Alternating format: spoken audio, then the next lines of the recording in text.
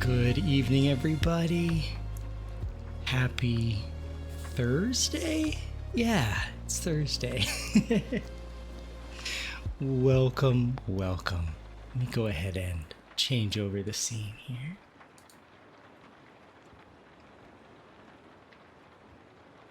Good evening, everybody. Welcome in. And Sunny, congratulations on the first. You came right in screaming hot. Good job, other guy. Let's go live reading. And Moons and other guy, there have been whispers on the waves of second. Maybe. Congratulations on getting second to both of you all. And Moons, you got 10 ads? That's obscene. But hey, thank you for watching them, I guess. And Evergreen, I think you're not here at the moment, but welcome in as well if you are. So, yeah, so I thought this would be a different pace, something quiet, something chill. And this book was released in 1900. So there might be some outdated ideas in it. I did a bunch of skimming, read some pieces, but you know, we'll see. Exactly, it's public domain.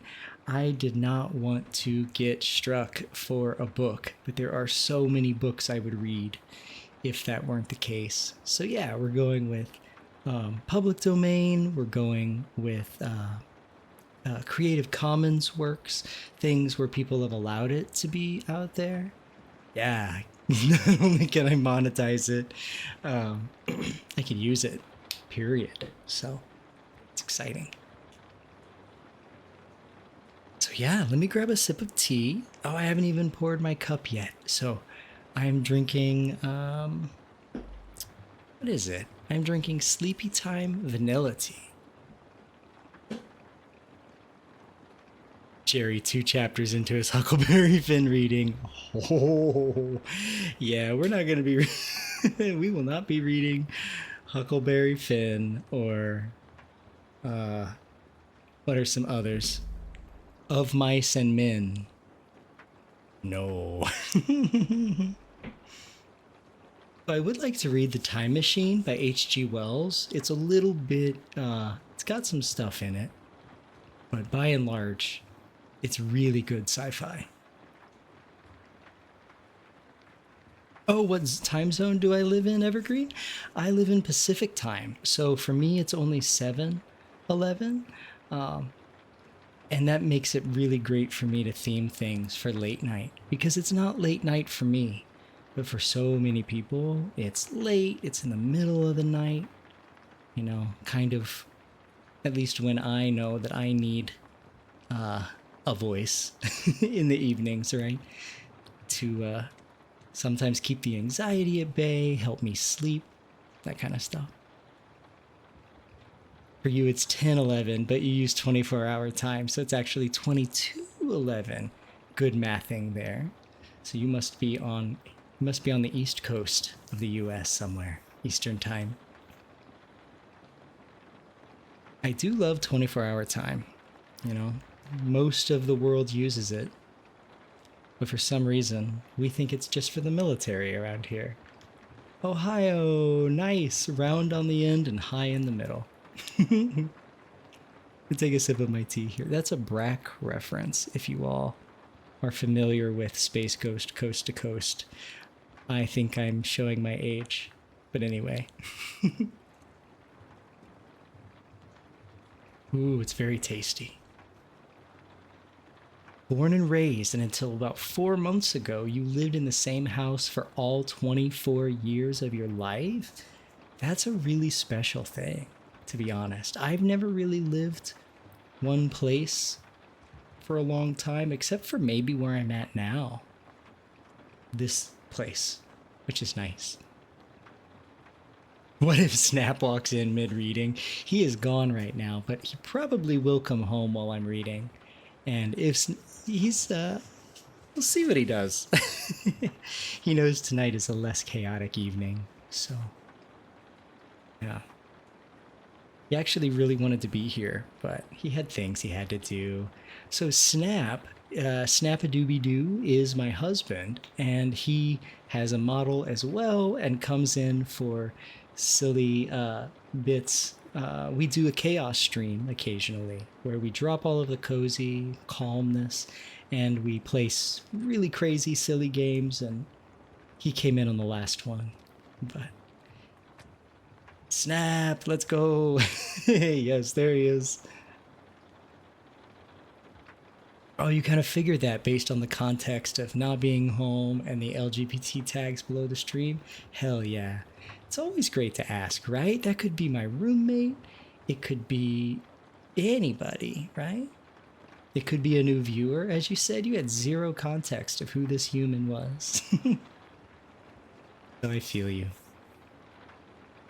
So, yeah, I guess we should, now we don't have to, but shall we get into the book?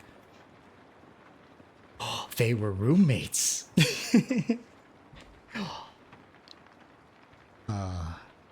Oh, you personally identify as demisexual and pansexual.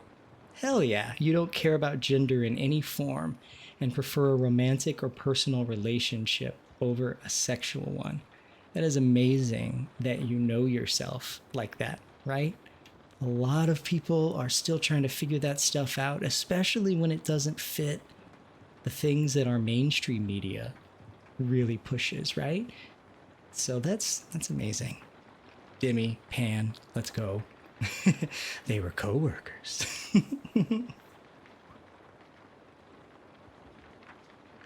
All right, let's dive in, shall we? And just so you all know, please feel free to chat throughout the book reading. I'm just gonna I guess I'll catch up with you all in between chapters, and the chapters are really small, so there'll still be some chat. So we'll start with the introduction. Yes, turn down the lights. I hope you have your tea and a blanket, and I hope you fall asleep. That would be even better. Oh, that's amazing, Evergreen. You had a very open family. It's very different from mine. Very happy to hear that. All right. Introduction. Folklore, legends, myths, and fairy tales have followed childhood through the ages, for every healthy youngster has a wholesome and instinctive love for stories fantastic, marvelous, and manifestly unreal. The winged fairies of Grimm and Andersen have brought more happiness to childish hearts than all other human creations. Yet, the old-time fairy tale, having served for generations, may now be classed as historical in the children's library, for the time has come for a series of newer wonder tales in which the stereotyped genie, dwarf, and fairy are eliminated, together with all the horrible and blood-curdling incidents devised by their authors to point a fearsome moral to each tale. Modern education includes morality. Therefore, the modern child seeks only entertainment in its wonder tales and gladly dispenses with all disagreeable incident. Having this thought in mind, the story of the Wonderful Wizard of Oz was written solely to please children of today. It aspires to being a modernized fairy tale in which the wonderment and joy are retained, and the heartaches and nightmares are left out. L. Frank Baum, Chicago, April 1900.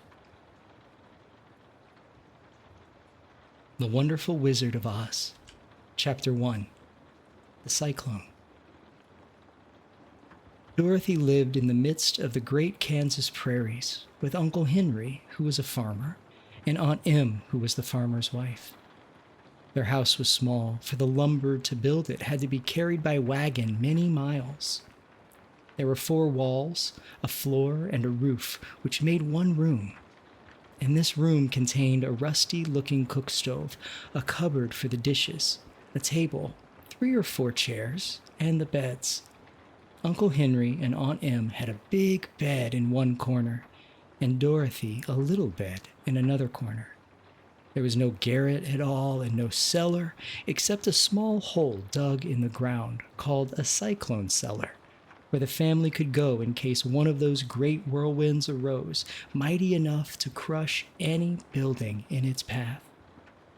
It was reached by a trap door in the middle of the floor, from which a ladder led down into the small, dark hole.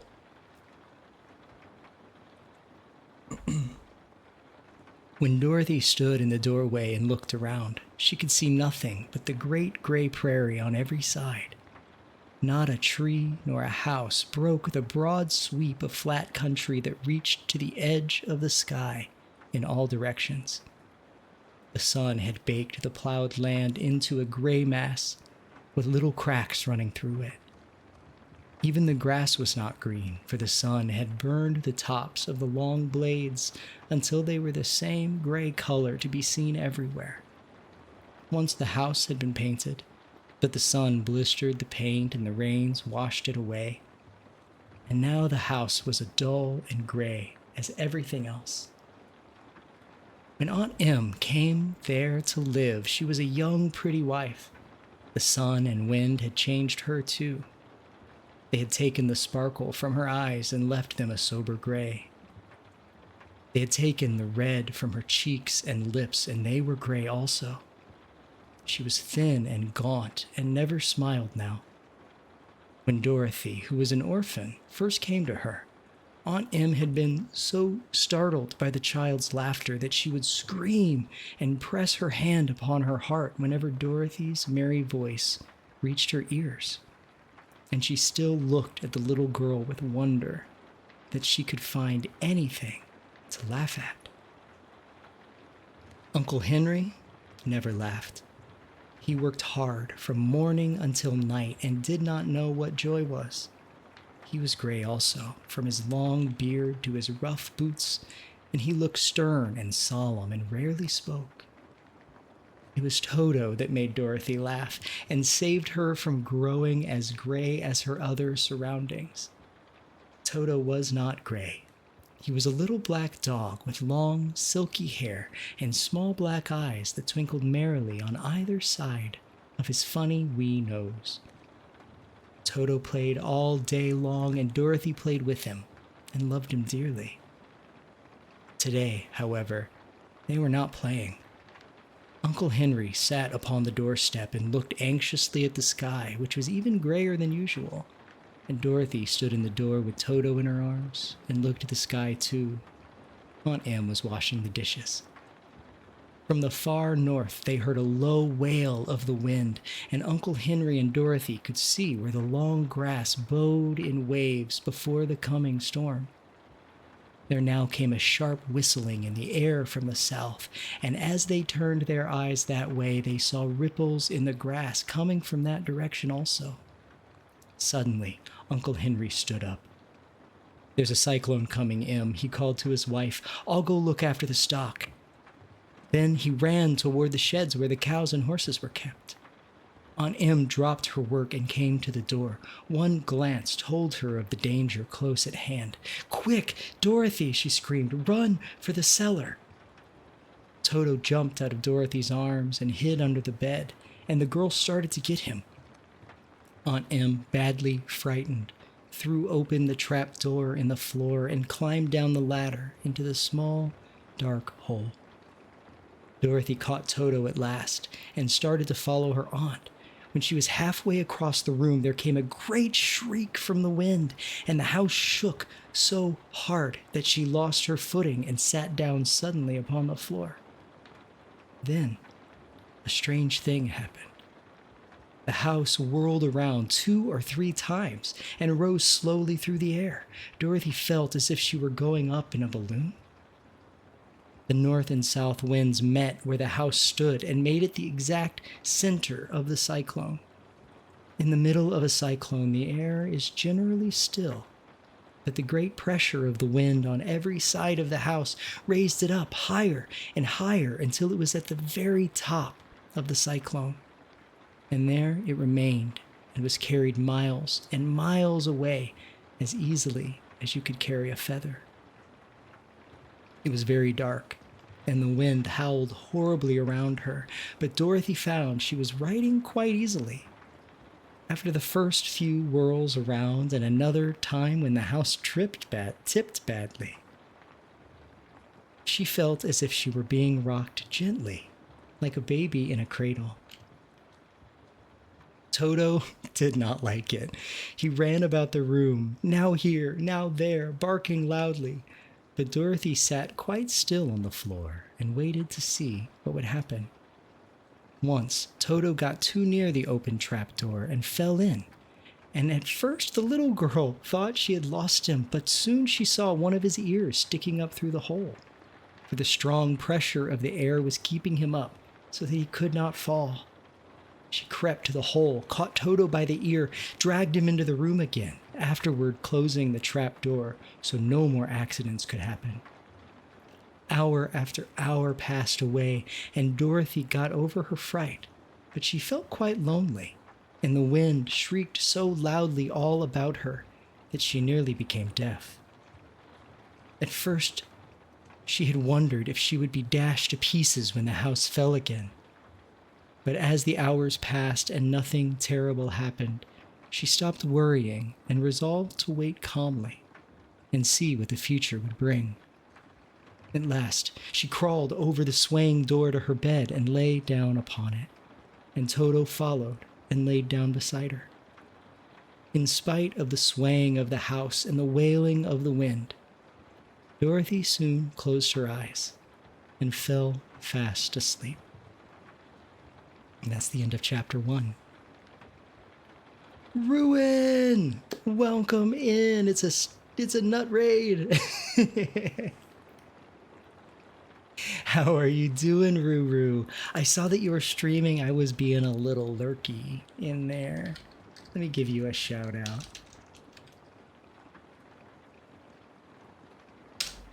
Did you just do just chatting, or did you play any other games? This is very fun. I don't know what you're on about. Grandpa, this is boring. Can we watch Fast and the Furious? I'll pull out the VHS as soon as we finish this book. Don't make me turn this car around, young man. So how are you doing, Miru, Star Uzaki, Toes Raid? I hope you all are doing great tonight. Let me catch up with chat overall. And by the way, if you all are new here, my name is Jer, and we do cozy streams, gaming streams, a little bit of chaos and silliness here and there. And tonight we're on the more cozy side of things, where we're just reading a book and relaxing with some tea. So Evergreen, you say you can just say that you love and hate having hair that goes down past your back. It's nice when it's dry, but after a shower, it feels so weird when it clings to your back as it dries. Very valid. I know the feeling, but in a small little bit. My hair is about as long as Jer's, maybe a little longer, and I definitely understand the pain of a hair wash day, right? Bro, where's the fantasy? I don't care about early's 1900s education. Where's the lie? Right? There is the fantasy. Oh, read slower. I did clear my throat once at You Saw, but I also have a mute button. See?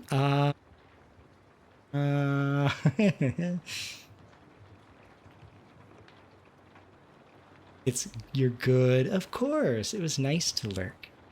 There was an attempt to play a game, but you failed at Minecraft. That's okay. Was it your computer that was failing you, or did you just decide you were like, nah, thanks. I'll just chat. Can we watch Deadpool and Wolverine? Yes. Let me change the chapter number too. Is that public domain? Because if it is, then we're good.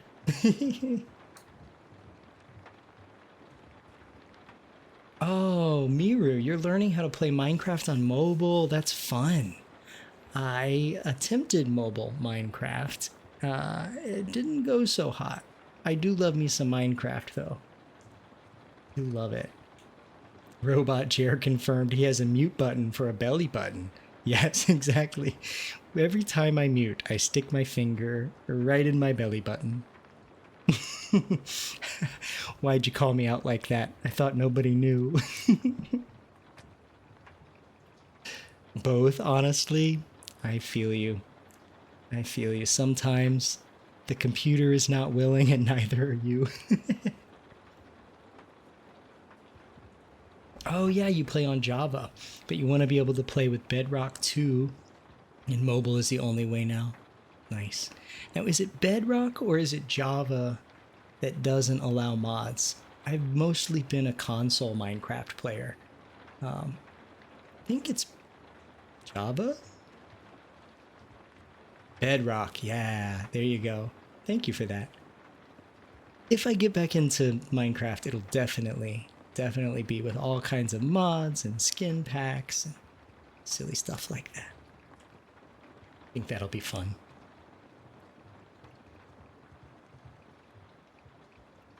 And Bedrock is the one with the microtransactions for skins and stuff. Blah, blah. No, thank you. All right, I'm going to hydrate myself, and we will get to reading chapter 2. How does that sound?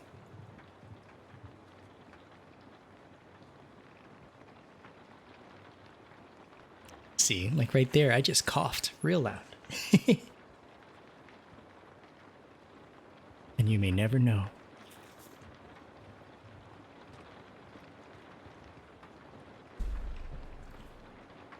Right, boo, Bedrock. Oh, nice. Well, enjoy. I'm excited to hear how it goes. 3D printers are so fun. 3D printer done going burr. Good luck with the print. It's always that moment of reveal is very exciting. Oops, bumped my mic. All right, let's dive back in, shall we? Clear throat count too.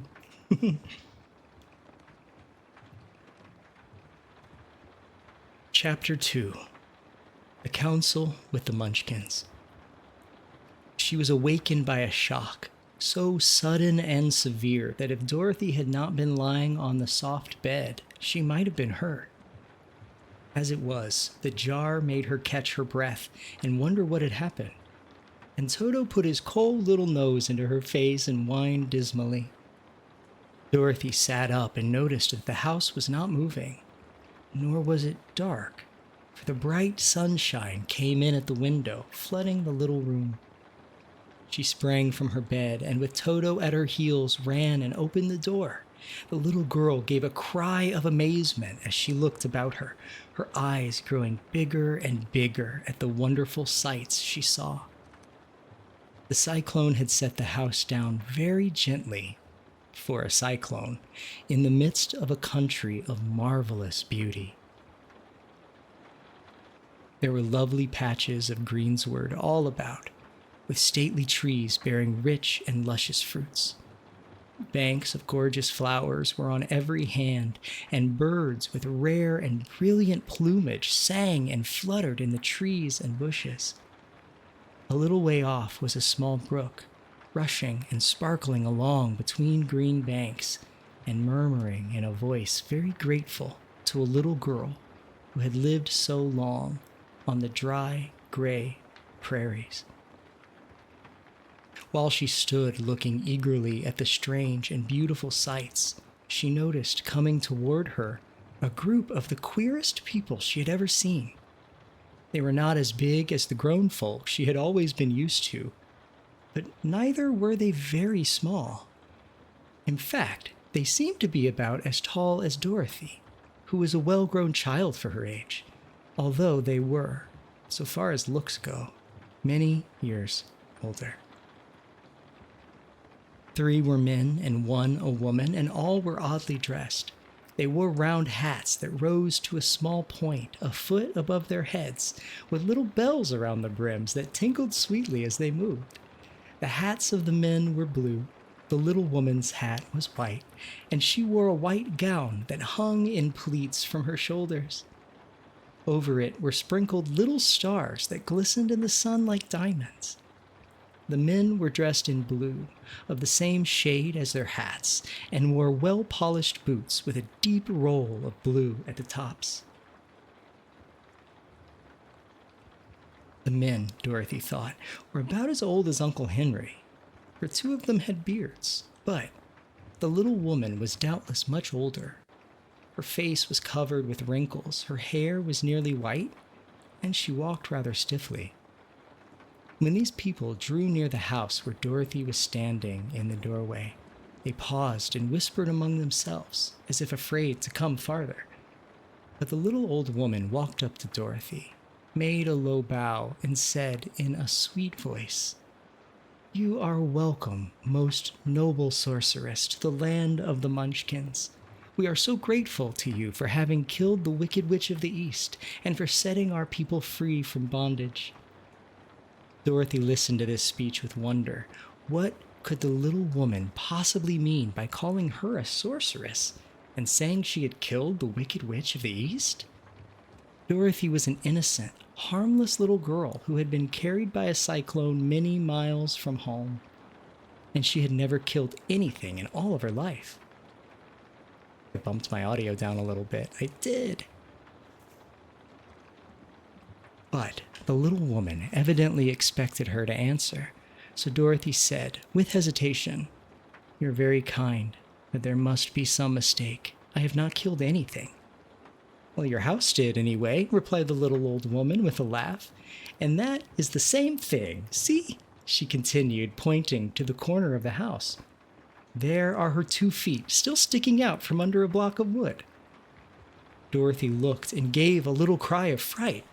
There, indeed, just under the corner of the great beam the house rested on, 2 feet were sticking out, shod in silver shoes with pointed toes. Oh dear, cried Dorothy, clasping her hands together in dismay. "The house must have fallen on her. Whatever shall we do?" "There is nothing to be done," said the little woman calmly. But who was she?" said Dorothy. "She was the Wicked Witch of the East, as I said," answered the little woman.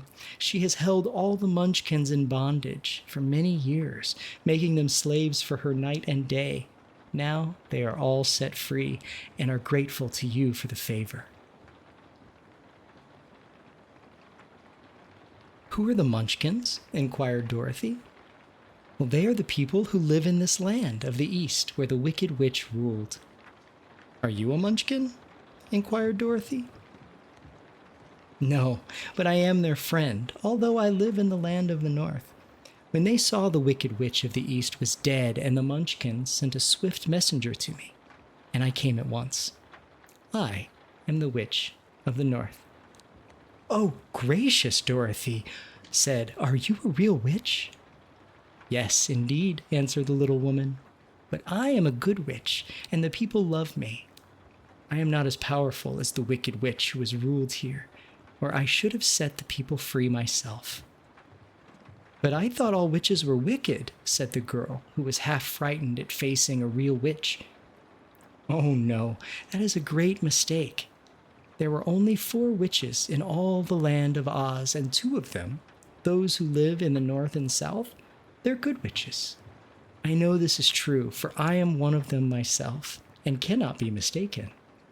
Those who dwelt in the east and the west were indeed wicked witches, but now that you've killed one of them, there is but one wicked witch in all the land of Oz, the one who lives in the west." "But," Dorothy said after a moment's thought, "Aunt Em has told me that witches were all dead years and years ago." "Who is Aunt Em?" inquired the little old woman. "She is my aunt who lives in Kansas, where I came from." The Witch of the North seemed to think for a time, with her head bowed and her eyes upon the ground. Then she looked up and said, "I do not know where Kansas is, for I have never heard of that country mentioned before. But tell me, is it a civilized country?" "Oh, yes," replied Dorothy. "Then that accounts for it. In the civilized countries, I believe there are no witches left, nor wizards, nor sorceresses, nor magicians. But you see, the land of Oz has never been civilized, for we are cut off from all the rest of the world.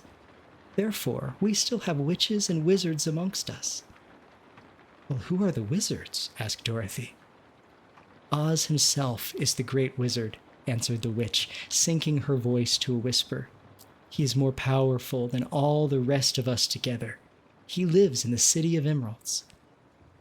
Dorothy was going back to ask another question, but just then the Munchkins, who had been standing silently by, gave a loud shout and pointed to the corner of the house where the Wicked Witch had been lying. "What is it?" asked the little old woman, and looked, and begun to laugh. The feet of the dead witch had disappeared entirely, and nothing was left but the silver shoes. "She was so old," explained the Witch of the North, "that she dried up quickly in the sun. That is the end of her. But the silver shoes are yours, and you shall have them to wear." She reached down and picked up the shoes, and after shaking the dust out of them, handed them to Dorothy. "The Witch of the East was proud of those silver shoes," said one of the Munchkins, "and there is some charm connected with them, but what it is, we never knew." Dorothy carried the shoes into the house and placed them on the table. Then she came out again to the Munchkins and said, "I am anxious to get back to my aunt and uncle, for I am sure they will worry about me. Can you help me find my way?" The Munchkins and the witch first looked at one another, then at Dorothy, and then shook their heads. "At the east, not far from here," said one, "there is a great desert, and none could live to cross it." "It is the same at the south," said another, "for I have been there and seen it. The south is the country of the Quadlings." "I am told," said the third man, "that it is the same at the west, and in that country, where the Winkies live, is ruled by the wicked witch of the west, who would make you her slave if you passed her way." "The north is my home," said the old lady, "and at its edge is the same great desert that surrounds this land of Oz. I'm afraid, my dear, you will have to live with us." Dorothy began to sob at this, for she felt lonely amongst all these strange people. Her tears seemed to grieve the kind-hearted Munchkins, for they immediately took out their handkerchiefs and began to weep also. As for the little old woman, she took off her cap and balanced the point on the end of her nose while she counted 1, 2, 3. At once the cap changed to a slate, on which was written in big white chalk marks, "Let Dorothy go to the City of Emeralds." The little old woman took the slate from her nose, and having read the words on it, asked, "Is your name Dorothy, my dear?" "Yes," answered the child, looking up and drying her tears. "Then you must go to the City of Emeralds. Perhaps Oz will help you." "Where is this city?" asked Dorothy. "It is exactly the center of our country, and it is ruled by Oz, the great wizard I told you of." "Is he a good man?" inquired the girl anxiously. "He is a good wizard. Whether he is a man or not, I cannot tell, for I have never seen him." "How can I get there?" asked Dorothy. "You must walk. It is a long journey through a country that is sometimes pleasant and sometimes dark and terrible. However, I will use all the magic arts I know of to keep you from harm." "Won't you go with me?" pleaded the girl, who had begun to look upon the little old woman as her only friend. "No, I cannot do that," she replied. "But I will give you my kiss, and no one will dare injure a person who has been kissed by the Witch of the North." She came close to Dorothy and kissed her gently on the forehead. Where her lips touched the girl, they left a round, shining mark, as Dorothy found out soon after. "The road to the City of Emeralds is paved with yellow brick," said the witch, "so you cannot miss it. When you get to Oz, do not be afraid of him, but tell your story and ask him to help you. Goodbye, my dear." The three Munchkins bowed low to her and wished her a pleasant journey, after which they walked through the trees. The witch gave Dorothy a friendly little nod, whirled around on her left heel 3 times, and straightway disappeared, much to the surprise of little Toto, who barked after her loudly enough when she had gone, because he had been afraid to even growl while she stood by. But Dorothy, knowing her to be a witch, had expected her to disappear in just that way, and was not surprised in the least. That is chapter 2. Oh, the next one's about the Scarecrow. Let's catch up with chat here. I'll change the chapter number over. There we go. OMG, queer people, hell yeah. I always find the word civilized to rub me the wrong way, especially in the 1900 context. Oh, but that's okay. Oh, I'm glad you're doing well, Moons. And same for you, other guy. I hope you guys are doing well. Oh, you're about to play some Next Fest demos, Moons? I totally slept on Next Fest. Told myself I was gonna do it. I didn't.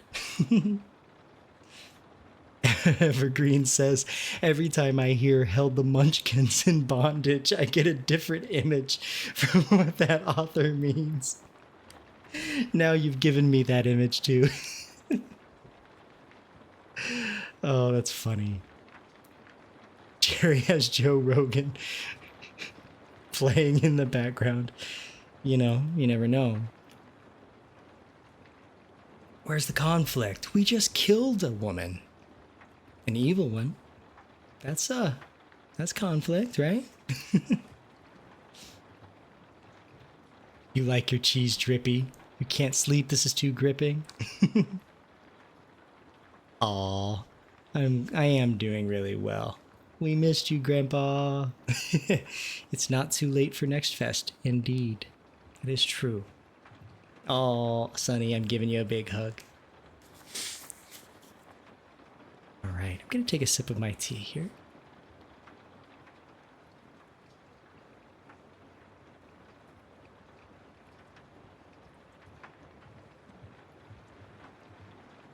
So we only have 8 minutes before the first ad break. Grandpa gets too sucked into his stores.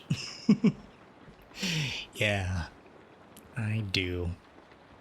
It does feel weird because I don't think I'm that great at keeping up with you guys regardless. But when I see you guys talking out of the corner of my eye, you know, immediate like streamer brain goes, ah. But it makes me happy to see you guys chatting. But it feels weird to not engage, like when Ruin gave the raid, right?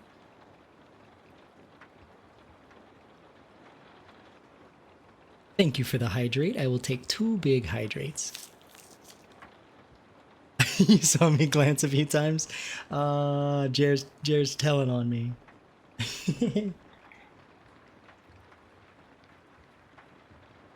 You heard the smile? Aww. Currently reading a Harry Potter fanfic that's that length, 700k word stories. 3/4 of the way through it in a day. Nice. I don't think I'm maybe the fastest reader, but I do feel like I'm a pretty decent reader. I do enjoy it, but you know, I don't do it a lot in my personal life. Though I would like to more, but you're a pretty fast reader because of ADHD. I would say the same for Snap. Yeah, he's a very avid reader.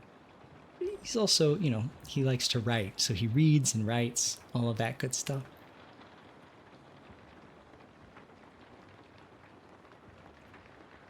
All right. Good luck on catching the Flitty moves. And let's dive back in, shall we? If the ad hits before the chapter ends, we will pause. So don't you all worry if you don't have Turbo or not subscribed, you're not going to miss a danged thing. Promise. Got the chapter name turned. Okay. Read Harlan Ellison next time? I'm not familiar. Could be a bait. Oh, you caught Flittle. Good job.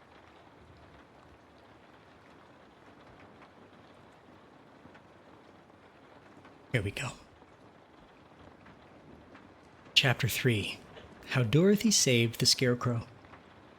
When Dorothy was left alone, she began to feel hungry, so she went to the cupboard and cut herself some bread, which she spread with butter. She gave some to Toto, and taking a pail from the shelf, she carried it down to the little brook and filled it with clear, sparkling water. Toto ran over to the trees and began to bark at the birds sitting there. Dorothy went to get him and saw such delicious fruit hanging from the branches that she gathered some of it, finding it just what she wanted to help out her breakfast. Then she went back to the house, and having helped herself and Toto to a good drink of the cool, clear water, she set about making ready for the journey to the City of Emeralds. Dorothy had only one other dress, but that happened to be clean and was hanging on a peg beside her bed. It was gingham, with checks of white and blue, and although the blue was somewhat faded with many washings, it was still a pretty frock. The girl washed herself carefully, dressed herself in the clean gingham, and tied her pink sunbonnet on her head. She took a little basket and filled it with bread from the cupboard, laying a white cloth over the top. Then she looked down at her feet and noticed how old and worn her shoes were. "They will surely never do for a long journey, Toto," she said. And Toto looked up into her face with his little black eyes and wagged his tail to show he knew what she meant. At that moment, Dorothy saw lying on the table the silver shoes that had belonged to the Witch of the East. "I wonder if they will fit me," she said to Toto. "They would be just the thing to take a long walk in, for they could not wear out." She took off her old leather shoes and tried on the silver ones, which fitted her well, as if they had been made for her. Finally, she picked up her basket. "Come along, Toto," she said. "We will go to the Emerald City and ask the Great Oz how to get back to Kansas again." She closed the door, locked it, and put the key carefully in the pocket of her dress. And so, with Toto trotting along soberly behind her, she started on her journey. There were several roads nearby, but it did not take her long to find the one paved with yellow bricks. Within a short time, she was walking briskly toward the Emerald City, her silver shoes tinkling merrily on the hard yellow roadbed. The sun shone bright and the birds sang sweetly, and Dorothy did not feel nearly so bad as you might think a little girl would who had been suddenly whisked away from her own country and sat down in the midst of a strange land. She was surprised as she walked along to see how pretty the country was about her. There were neat fences at the side of the road painted in a dainty blue color, and beyond them were fields of grain and vegetables in abundance. Evidently, the Munchkins were good farmers and able to raise large crops. Once in a while, she would pass a house, and the people came out to look at her and bow low as she went by, for everyone knew she had been the means of destroying the wicked witch and setting them free from bondage. The houses of the Munchkins were odd-looking dwellings, for each was round, with a big dome for a roof. All were painted blue, for in this country of the East, blue was the favorite color. Toward evening, when Dorothy was tired with her long walk and began to wonder where she should pass the night, she came to a house rather larger than the rest. On the green lawn before it, many men and women were dancing. 5 little fiddlers played loudly as possible, and the people were laughing and singing, while a big table nearby was loaded with delicious fruits and nuts, pies and cakes, and many other good things to eat. The people greeted Dorothy kindly and invited her to supper and to pass the night with them, for this was the home of one of the richest Munchkins in the land, and his friends were gathered with him to celebrate their freedom from the bondage of the Wicked Witch. Dorothy ate a hearty supper and was waited upon by the rich Munchkin himself, whose name was Bach. Then she sat upon a settee and watched the people dance. At that point, we will have ads starting in about 10 seconds, so we are going to go ahead and change over to our Be Right Back screen. And I hope you all get something to drink, a snack. Don't watch those ads. And I'll be right back.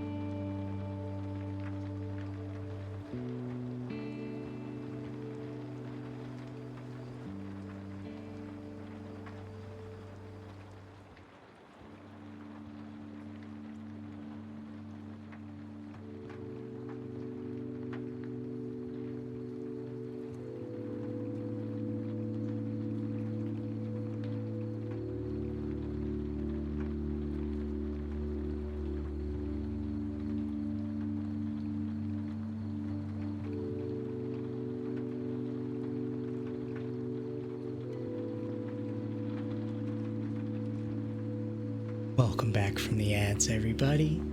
Yes, it was L. Frank Baum's intended vision to have a Temu ad play during his book 124 years into the future.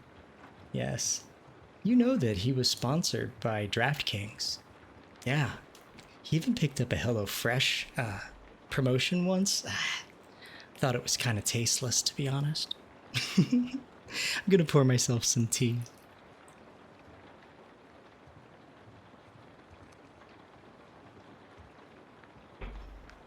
So, Stream Elements is offering me a whatchamacallit, a HelloFresh promotion thing where I could hawk the food.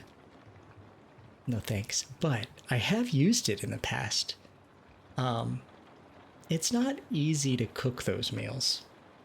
You gotta have some free time, that's for sure. You have a HelloFresh subscription and Factor? Nice. The HelloFresh food is amazing. Don't get it twisted. The food is amazing. I'm just lazy, I think, and chopping up things and cooking things. I should maybe, should is a strong word, but I would like to fix my food habits, right? Maybe one day. All right. Well, I hope those ads were relatively kind to you, and even better if you didn't watch them. So, we left off in chapter 3 where Dorothy was hanging out at a party the Munchkins were having.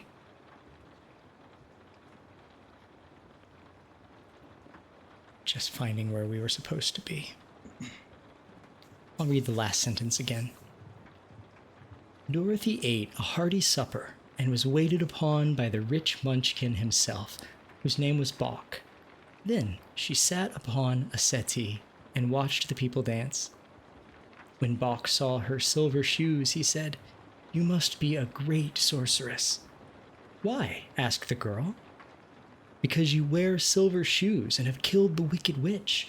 Besides, you have white in your frock, and only witches and sorceresses wear white." "My dress is blue and white checked," said Dorothy, smoothing out the wrinkles in it. "Well, it is kind of you to wear that," said Bok. "Blue is the color of the Munchkins, and white is the witch color, so we all know you are a friendly witch."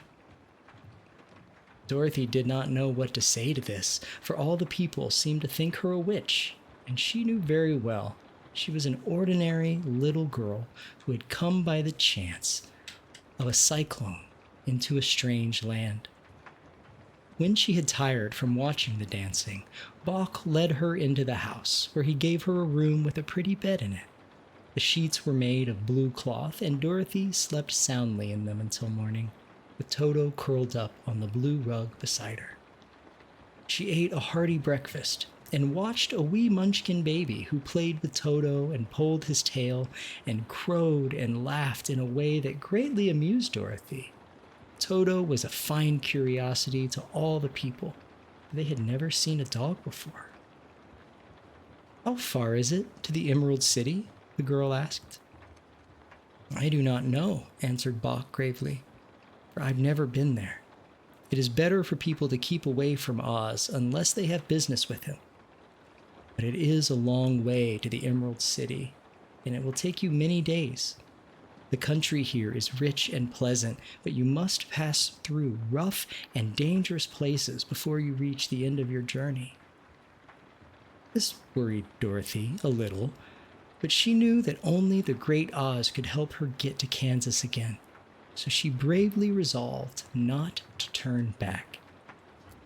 She bade her friends goodbye and again started along the road of yellow brick. When she had gone several miles, she thought she would stop to rest, and so climbed to the top of the fence beside the road and sat down. There was a great cornfield beyond the fence, and not far away she saw a scarecrow placed high on a pole to keep the birds from the ripe corn. Dorothy leaned her chin upon her hand and gazed thoughtfully at the scarecrow. Its head was a small sack stuffed with straw, with eyes, nose, and a mouth painted on it to represent a face. An old, pointed blue hat that had belonged to some Munchkin was perched on his head, and the rest of the figure was a blue suit of clothes, worn and faded, which had also been stuffed with straw. On the feet were some old boots with blue tops, such as every man wore in this country, and the figure was raised above the stalks of corn by means of the pole stuck up its back. Now, while Dorothy was looking earnestly into the queer painted face of the scarecrow, she was surprised to see one of the eyes slowly wink at her. She thought she must have been mistaken at first, for none of the scarecrows in Kansas ever wink. But presently, the figure nodded its head to her in a friendly way. Then she climbed down from the fence and walked up to it, while Toto ran around the pole and barked. "Good day," said the scarecrow in a rather husky voice. "Did you speak?" asked the girl in wonder. Well, certainly, answered the Scarecrow. How do you do? Well, I'm pretty well, thank you, replied Dorothy politely. How do you do? I'm not feeling well, said the Scarecrow with a smile, for it is a very tedious being perched up here night and day to scare away the crows. Can't you get down? Asked Dorothy. No, for this pole is stuck up my back. If you will please take away the pole, I shall be greatly obliged to you. Dorothy reached up both arms and lifted the figure off the pole, for, being stuffed with straw, it was quite light. Thank you very much, said the Scarecrow, when he had been sat down on the ground. I feel like a new man. My name is Dorothy, said the girl, and I am going to the Emerald City to ask the Great Oz to send me back to Kansas. Where is the Emerald City? He inquired. And who is Oz? Why, don't you know? She returned in surprise. No, indeed, I don't know anything. You see, I'm stuffed. I have no brains at all, he said sadly. Oh, said Dorothy. I'm awfully sorry for you. Do you think, he asked, if I go to the Emerald City with you, that Oz would give me some brains? I cannot tell, she returned, but you may come with me if you'd like. If Oz will not give you any brains, you will be no worse off than you are now. That is true, said the Scarecrow. You see, he continued confidently, I don't mind my legs and arms and body being stuffed, because I cannot get hurt. If anyone treads on my toes or sticks a pin into me, it doesn't matter, for I can't feel it. But I do not want people to call me a fool, and if my head stays stuffed with straw instead of with brains, as yours is, how am I ever to know anything? I understand how you feel, said the little girl, who was truly sorry for him. If you will come with me, I'll ask Oz to do all he can for you. Thank you, he answered gratefully. They walked back to the road. Dorothy helped him over the fence, and they started along the path of yellow brick for the Emerald City. Toto did not like this addition to the party at first. He smelled around the stuffed man as if he suspected there might be a nest of rats in the straw, and he often growled in an unfriendly way at the Scarecrow. Don't mind Toto, said Dorothy to her new friend. He never bites. Oh, I'm not afraid, replied the Scarecrow. He can't hurt the straw. Do let me carry that basket for you. I shall not mind it, for I can't get tired. I'll tell you a secret, he continued as he walked along. There is only one thing in the world I'm afraid of. What is that? Asked Dorothy. The Munchkin farmer who made you? No, answered the Scarecrow. It's a lighted match. And that was chapter 3. That was nice. Let me catch up with chat, take a sip of tea, clear my throat, all the good things.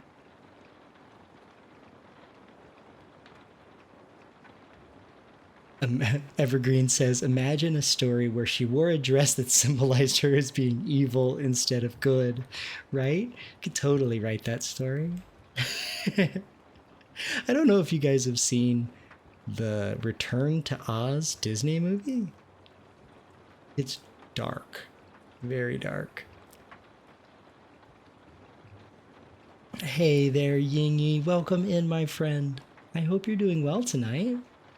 Oh, you love this? Good. I hope it's nice and cozy. You guys can just drift off to sleep if you want. So the Scarecrow, he would rather be a blob of gray matter piloting a straw suit, whereas we are a blob of gray matter piloting a meat mecha.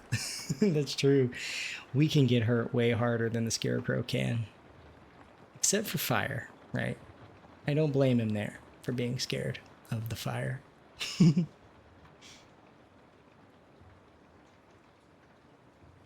right, let me change the chapter over here. I guess that's true, right? You could argue both ways for that. I bet you we also do way better in the rain. May not stink so bad. Or we stink in different ways, I guess. People are stinky. That's true. We can take more injuries, but he can be repaired much easier while we need to heal, right? Just gotta stuff him back up. Very true. All right. Shall we go into chapter 4?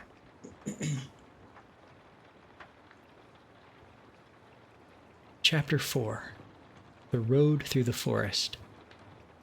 After a few hours, the road began to be rough, and the walking grew so difficult that the Scarecrow often stumbled over the yellow bricks, which were here very uneven. Sometimes, indeed, they were broken or missing altogether, leaving holes that Toto jumped across and Dorothy walked around. Now, as for the Scarecrow, having no brains, he just walked straight ahead, and so stepped into the holes and fell at full length on the hard bricks. It never hurt him. However, and Dorothy would pick him up and set him on his feet again, while he joined her in laughing merrily at his own mishap. The farms were not nearly so well cared for here as they were farther back. There were fewer houses and fewer fruit trees, and the farther away they went, the more dismal and lonesome the country became. At noon, they sat down by the roadside, near a little brook, and Dorothy opened her basket and got out some bread. She offered a piece to the Scarecrow, but he refused. "I am never hungry," he said. "And it is a lucky thing I am not, for my mouth is only painted, and if I should cut a hole in it so I could eat, the straw I am stuffed with would come out, and that would just spoil the shape of my head." Dorothy saw at once that this was true, so she only nodded and went on eating her bread. "Tell me something about yourself and the country you came from," said the Scarecrow, when she had finished eating her dinner. So she told him all about Kansas and how gray everything was there, how the cyclone had carried her to this queer land of Oz. And the Scarecrow listened carefully and said, "I cannot understand why you should wish to leave this beautiful country and go back to the dry, gray place that you call Kansas." "That is because you have no brains," answered the girl. "No matter how dreary and gray our homes are, we people of flesh and blood would rather live there than in any other country, be it ever so beautiful. There is no place like home." The Scarecrow sighed. "Of course, I cannot understand it," he said. "If your heads were stuffed with straw like mine, you would probably all live in the beautiful places, and then Kansas would have no people at all. It is fortunate for Kansas that you have brains." "Won't you tell me a story while we're resting?" asked the child. The Scarecrow looked at her reproachfully and answered, "My life has been so short that I really know nothing whatsoever. I was only made day before yesterday. What happened in the world before that time is all unknown to me. Luckily, when the farmer made my head, one of the first things he did was to paint my ears so that I heard what was going on. There was another Munchkin with him, and the first thing I heard was the farmer saying, 'How do you like those ears?' 'They aren't straight,' answered the other. 'Never mind,' said the father. Never mind,' said the farmer. 'They are ears just the same,' which was true enough. 'Now I'll make the eyes,' said the farmer. So he painted my right eye, and as soon as it was finished, I found myself looking at him and everything around me with a great deal of curiosity.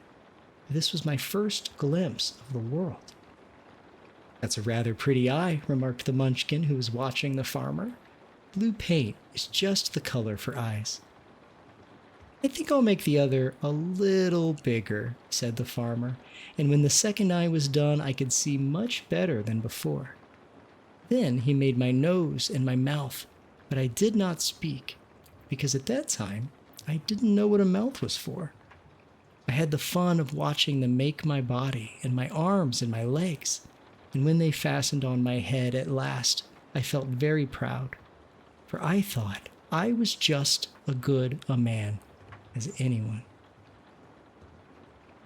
"This fellow will scare the crows fast enough," said the farmer. "He looks just like a man."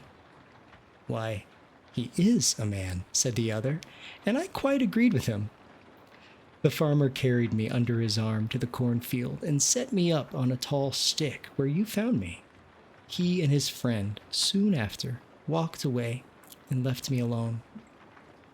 I did not like to be deserted this way, so I tried to walk after them, but my feet would not touch the ground, and I was forced to stay on that pole. It was a lonely life to lead, for I had nothing to think of, having been made such a little while before. Many crows and other birds flew into the cornfield, but as soon as they saw me, they flew away again, thinking I was a munchkin. And this pleased me and made me feel like I was quite an important person. By and by, an old crow flew near me, and after looking at me carefully, he perched upon my shoulder and said, "I wonder if that farmer thought to fool me in this clumsy manner? Any crow of sense could see that you are only stuffed with straw." He then hopped down at my feet and ate all the corn he wanted. The other birds, seeing he wasn't harmed by me, came to eat the corn too. So in a short time, there was a great flock of them about me. I felt sad at this, for it showed I was not such a good scarecrow at all. But the old crow comforted me, saying, "If you only had brains in your head, you would be as good a man as any of them, and a better man than some of them.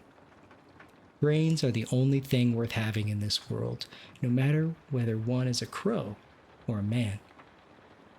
After the crows had gone, I thought this over and decided I would try hard to get some brains. Now, by good luck, you came along and pulled me off the stake, and from what you say, I am sure the great Oz will give me brains as soon as we get to the Emerald City. "I hope so," said Dorothy earnestly, "since you seem anxious to have them." "Oh, yes, I am anxious," returned the Scarecrow.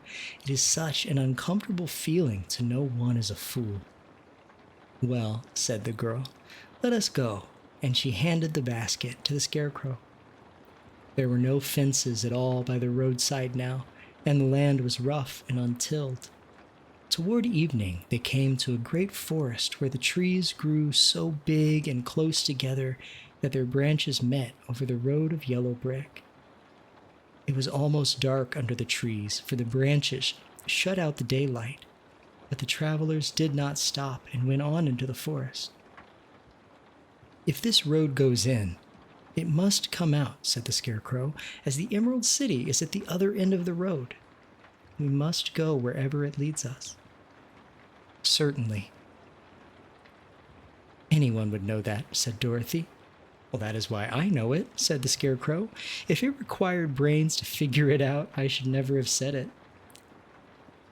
After an hour or so, the light faded away, and they found themselves stumbling along in the darkness.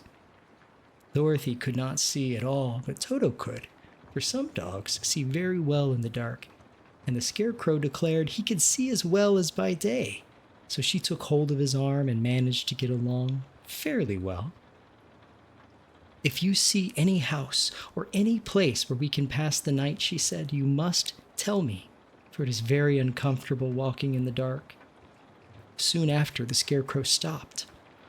"I see a little cottage right at the right of us," he said, "built of logs and branches. Shall we go there?" "Yes, indeed," answered the child. "I am all tired out." So the Scarecrow led her through the trees until they reached the cottage, and Dorothy entered and found a bed of dried leaves in a corner. She lay down at once, and with Toto beside her, soon fell into a sound sleep. The Scarecrow, who was never tired, stood up in another corner and waited patiently until morning came. And that was chapter 4. It was nice. Oh, the next one is the Tin Man. Very exciting. All right, it's time for you to start the next part of the print. This one is going to take 2 days, 18 hours, and 37 minutes to print, assuming there's no issues. Dang. What are you making, if you don't mind sharing? I love big 3D printing projects. I don't have the money or the space to do such a thing, but I love hearing about people's projects. Because you have no brains, just instantly insulting the scarecrow. I forgot this was written over a century ago, right? People are just people, whether they were 124 years ago or now. It's amazing how much of it still feels. It doesn't feel as old as I thought it would, I guess is a good way to say it. But at the very beginning of the book, L. Frank Baum did an introduction where he basically said, I want this book to live through the ages. I want this to be a modern fairy tale that can be passed through generations. And one that's less sad and dark as the Grimms and what have you. And I think 124 years later, I think he did his job. All right, let me change over here. Oh, I'm sorry, Evergreen. We don't do links in the chat. They're like auto banned. But if you want to join the Discord, you can totally share it in there too, if you'd like. But it's scaled up to 200%, so it's not just a mini. Ooh, it's a maxi.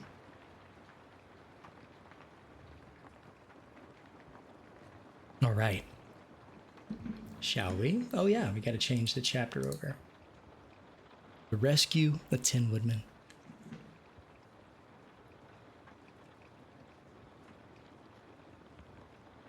Here we go.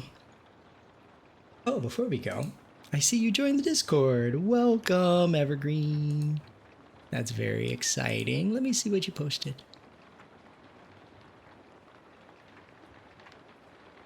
Whoa, it's a 3D printable, one of the four horsemen, Death. That is a gorgeous looking 3D printable. Terrifying looking. I can't wait to see pictures when it's done, though. That's going to be gorgeous. I love that kind of stuff.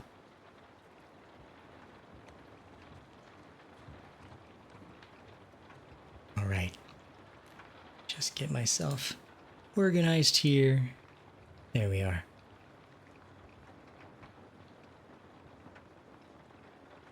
Chapter 5. The Rescue of Tin Woodman. Start that over. Chapter 5. The Rescue of the Tin Woodman. When Dorothy awoke, the sun was shining through the trees, and Toto had long been out chasing birds around him, and squirrels. She sat up and looked around her. There was the scarecrow, still standing patiently in his corner, waiting for her. We must go and search for water, she said to him. Why do you want water? He asked. To wash my face clean after the dust of the road, and to drink so the dry bread will not stick in my throat. It must be inconvenient to be made of flesh, said the scarecrow thoughtfully. You must sleep and eat and drink.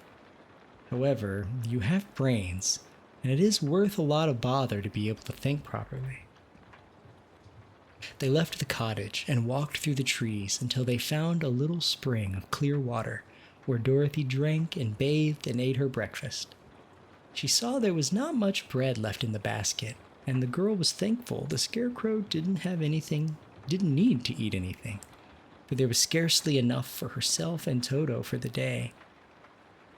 When she had finished her meal and was about to go back to the road of yellow brick, she was startled to hear a deep groan nearby.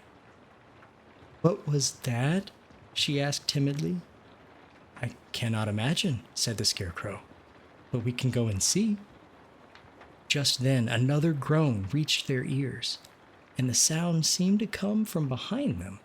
They turned and walked through the forest a few steps when Dorothy discovered something shining in a ray of sunshine that fell between the trees. She ran to the place and then stopped short with a little cry of surprise.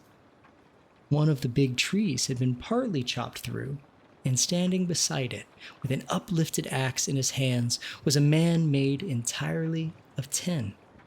His head and arms and legs were all jointed upon his body, but he stood perfectly motionless, as if he couldn't stir at all.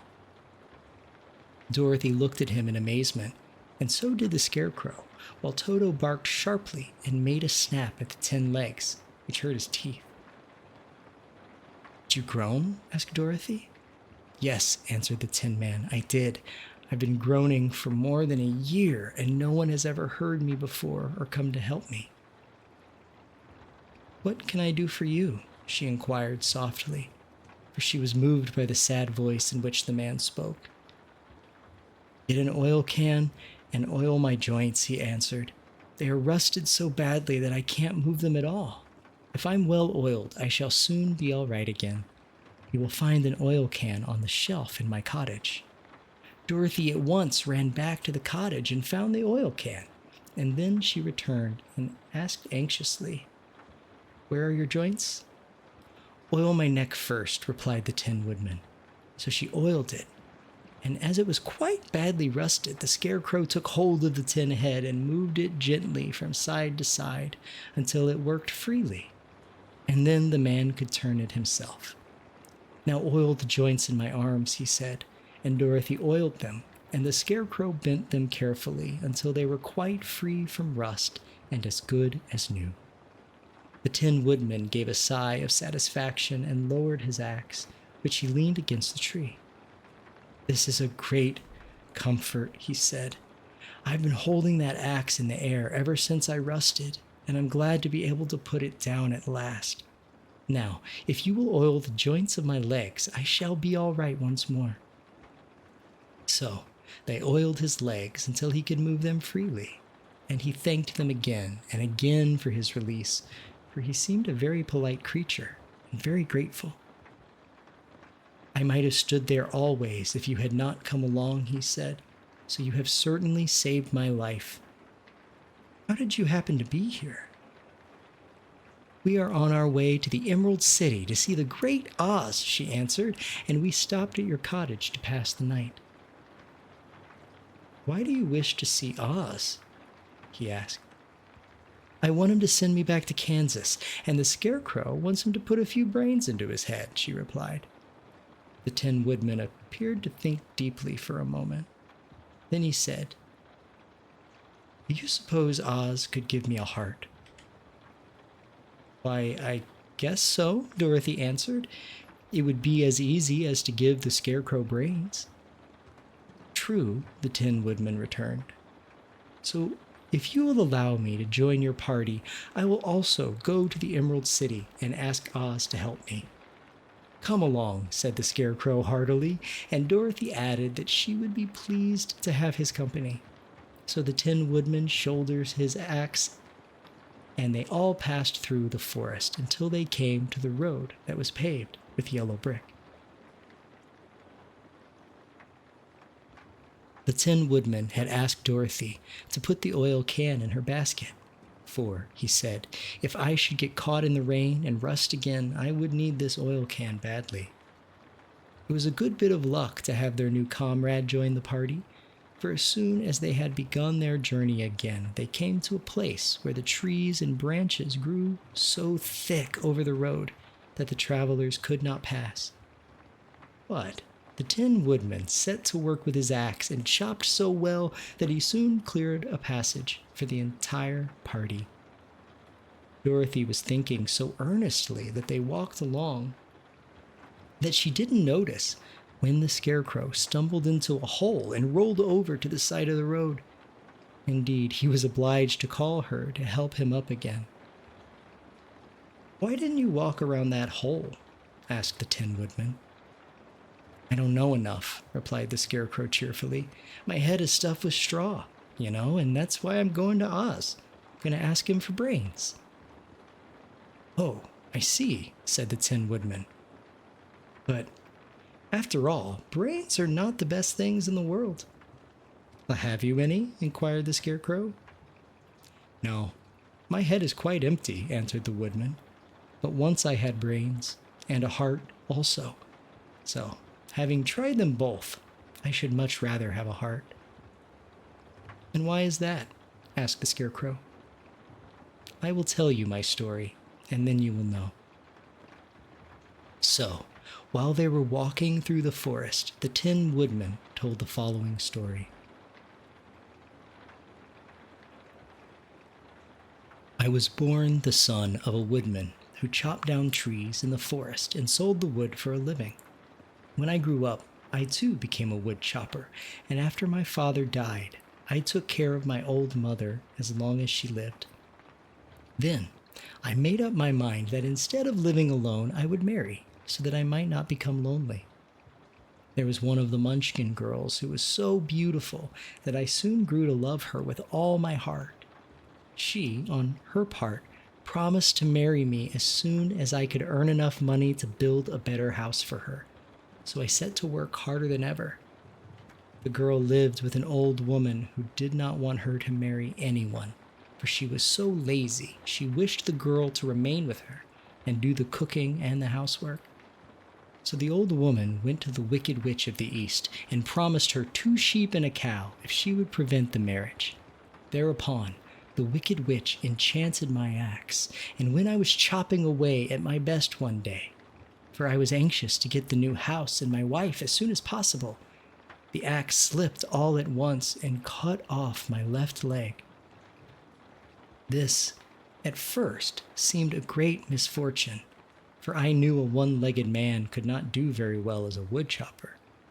So I went to a tinsmith and had him make me a new leg out of tin. The leg worked very well once I was used to it, but my action angered the Wicked Witch of the East, for she had promised the old woman I should not marry the pretty Munchkin girl. When I began chopping again, my axe slipped and cut off my right leg. Again, I went to the tinsmith, and again he made me a leg out of tin. After this, the enchanted axe cut off my arms, one after the other, but nothing daunted, I had them replaced with tin ones. The Wicked Witch then made the axe slip and cut off my head, and at first I thought that was the end of me. But the tinsmith happened to come along, and he made me a new head out of tin. I thought I had beaten the Wicked Witch then, and I worked harder than ever, but I little knew how cruel my enemy could be. She thought of a new way to kill my love for the beautiful Munchkin maiden, and made my axe slip again so that it cut right through my body, splitting me into 2 halves. Once more, the tinsmith came to my help and made me a body of tin, fastening my tin arms and legs and head to it by means of joints so that I could move around as well as ever. But alas, I had now no heart, so that I lost all my love for the Munchkin girl, and did not care whether I married her or not. I suppose she is still living with the old woman, waiting for me to come after her. My body shone so brightly in the sun that I felt very proud of it, and it did not matter now if my axe slipped, for it could not cut me. There was only one danger, that my joints would rust. But I kept an oil can in my cottage and took care to oil myself whenever I needed it. However, there came a day when I forgot to do this, and being caught in a rainstorm, before I thought of the danger my joints had rusted, and I was left to stand in the woods until you came to help me. It was a terrible thing to undergo, but during the year I stood there, I had time to think that the greatest loss I had known was the loss of my heart. While I was in love, I was the happiest man on earth. But no one can love who has not a heart, and so I am resolved to ask Oz to give me one. If he does, I will go back to the Munchkin maiden and marry her. Both Dorothy and the Scarecrow had been greatly interested in the story of the Tin Woodman, and now they knew why he was so anxious to get a new heart. "All the same," said the Scarecrow, "I shall ask for brains instead of a heart, for a fool would not know what to do with a heart if he had one." "I shall take the heart," returned the Tin Woodman, "for brains do not make one happy, and happiness is the best thing in the world." Dorothy did not say anything, for she was puzzled to know which of her 2 friends was right, and she decided if she could only get back to Kansas and Aunt Em, it did not matter so much whether the woodman had no brains and the scarecrow no heart, or each got what they wanted. What worried her most was that the bread was nearly gone, and another meal for herself and Toto would empty the basket. To be sure, neither the woodman nor the scarecrow ever ate anything, but she was not made of tin nor straw, and she could not live unless she was fed. That was chapter 5. I liked that story. It was a little dark, but, the Tin Woodman's story is one of like love and heart. So nice. Oh, you posted the time-lapse videos. You had it set to record for all the parts on the Discord too? Thank you. I'm going to take a look. You're printing it for a friend in Norway. Their username is the Grim Reaper 1337. So I figured I'd print a Reaper death for them and gave them a few options. Oh, that's so cool. You also stream your 3D printer? Oh, yeah. I'm going to drop you a follow and we'll totally come watch. Come watch your 3D printing adventures. That sounds like fun. Like a lot of fun. Ooh, it's warm in this room. But that's okay. Let me change over the chapter and we will jump into chapter 6. There are 24 chapters in the book, so we'll definitely have a second stream, but I think we can get through this in a couple streams.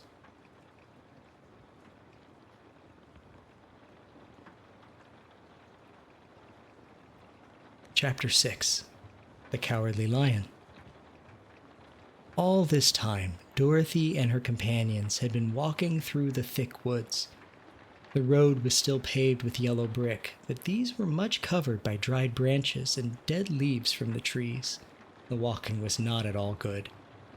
There were few birds in this part of the forest, for birds love the open country where there is plenty of sunshine. But now and then there came a deep growl from some wild animal hidden among the trees. These sounds made the little girl's heart beat fast, for she did not know what made them. But Toto knew, and he walked close to Dorothy's side and did not even bark in return. "How long will it be," the child asked of the Tin Woodman, "before we are out of the forest?" "I cannot tell," was the answer, "for I have never been to the Emerald City, but my father went there once when I was a boy, and he said it was a long journey through a dangerous country. Although nearer to the city where Oz dwells, the country is beautiful. I am not afraid so long as I have my oil can, and nothing can hurt the scarecrow, while you bear upon your forehead the mark of the good witch's kiss, and that will protect you from harm."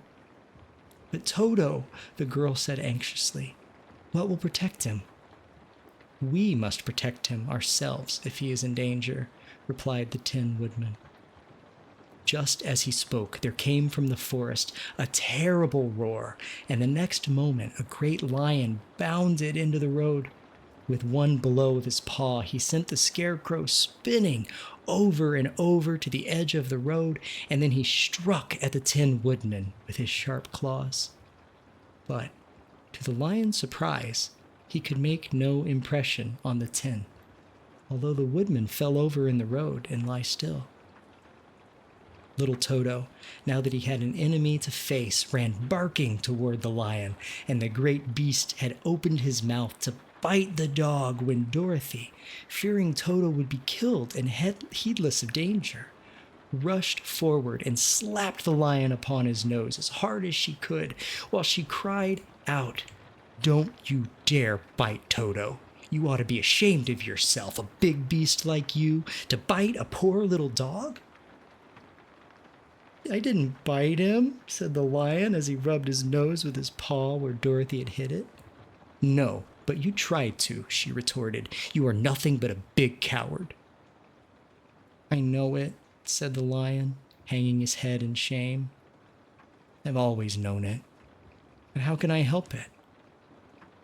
"I don't know, I'm sure, But to think of your striking a stuffed man like the poor scarecrow."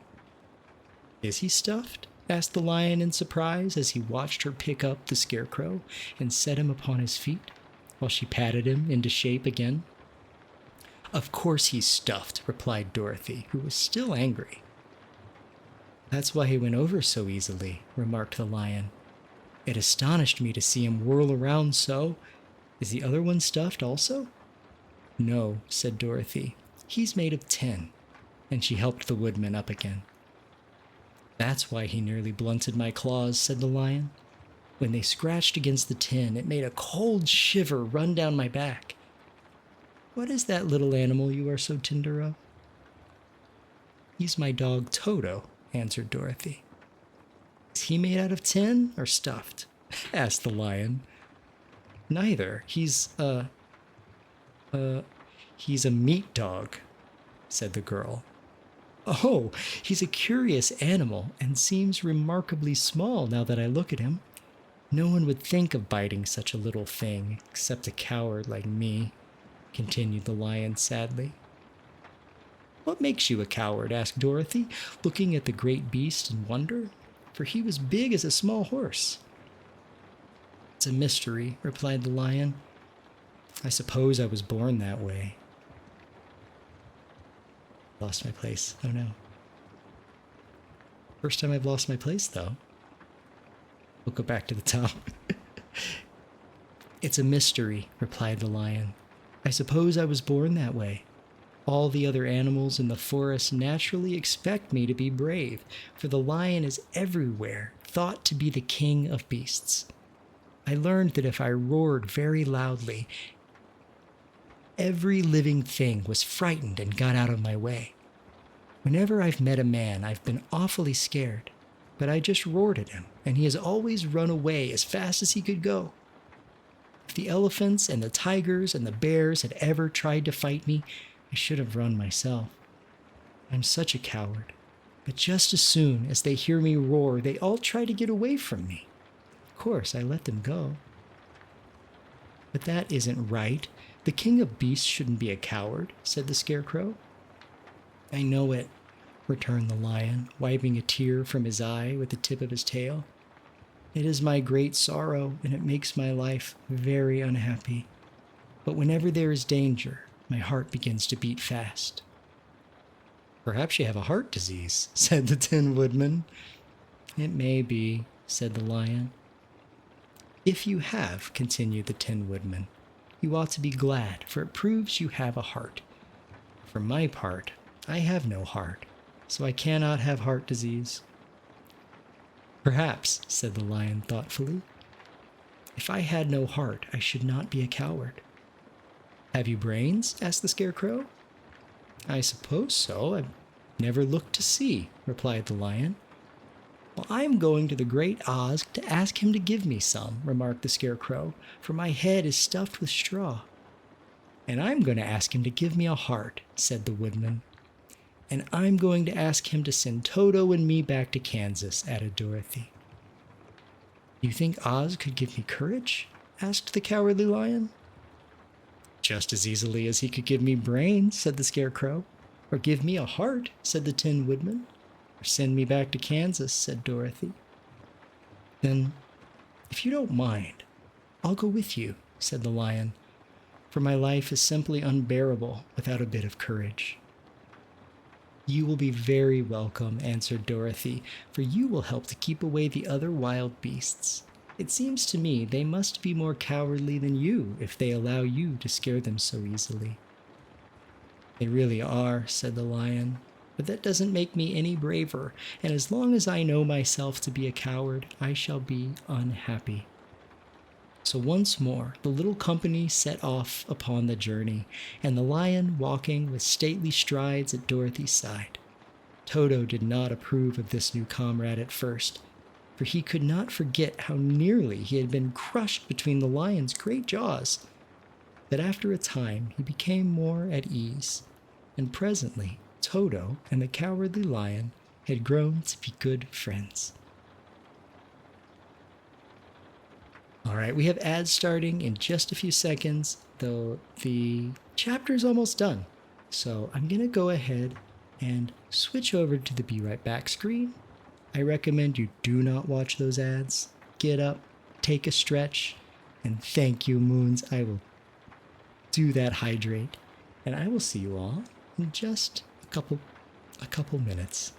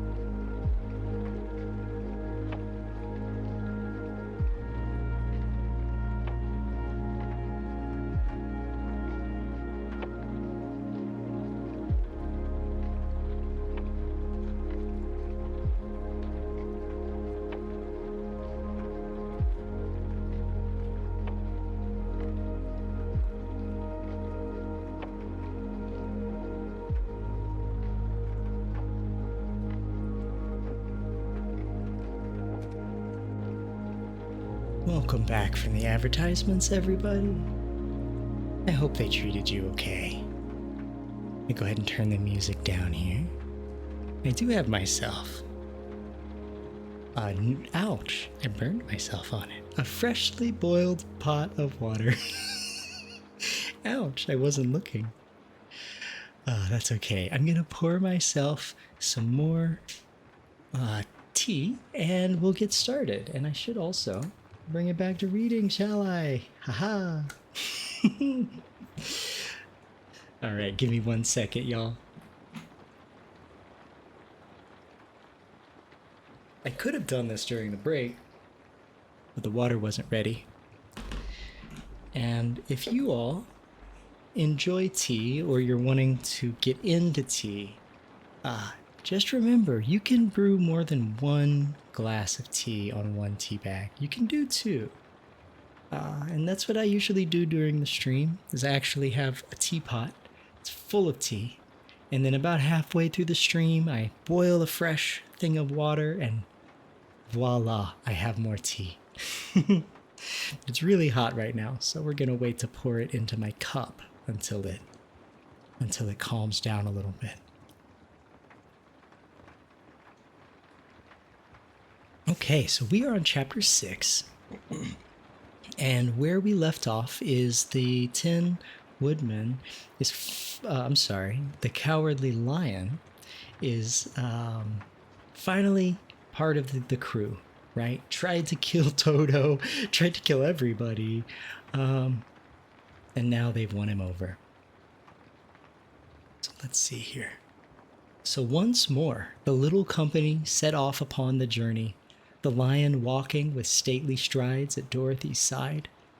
Toto did not approve of this new comrade at first, for he could not forget how nearly he had been crushed between the lion's great jaws. But after a time, he became more at ease, and presently Toto and the Cowardly Lion had grown to be good friends. During the rest of that day, there was no other adventure to mar the peace of their journey. Once, indeed, the Tin Woodman stepped upon a beetle that was crawling along the road and killed the poor little thing. This made the Tin Woodman very unhappy, for he was always careful not to hurt any living creature. And as he walked along, he wept several tears of sorrow and regret. His tears ran slowly down his face and over the hinges of his jaw, and they were rusted. When Dorothy presently asked him a question, the Tin Woodman could not open his mouth, for his jaws were tightly rusted together.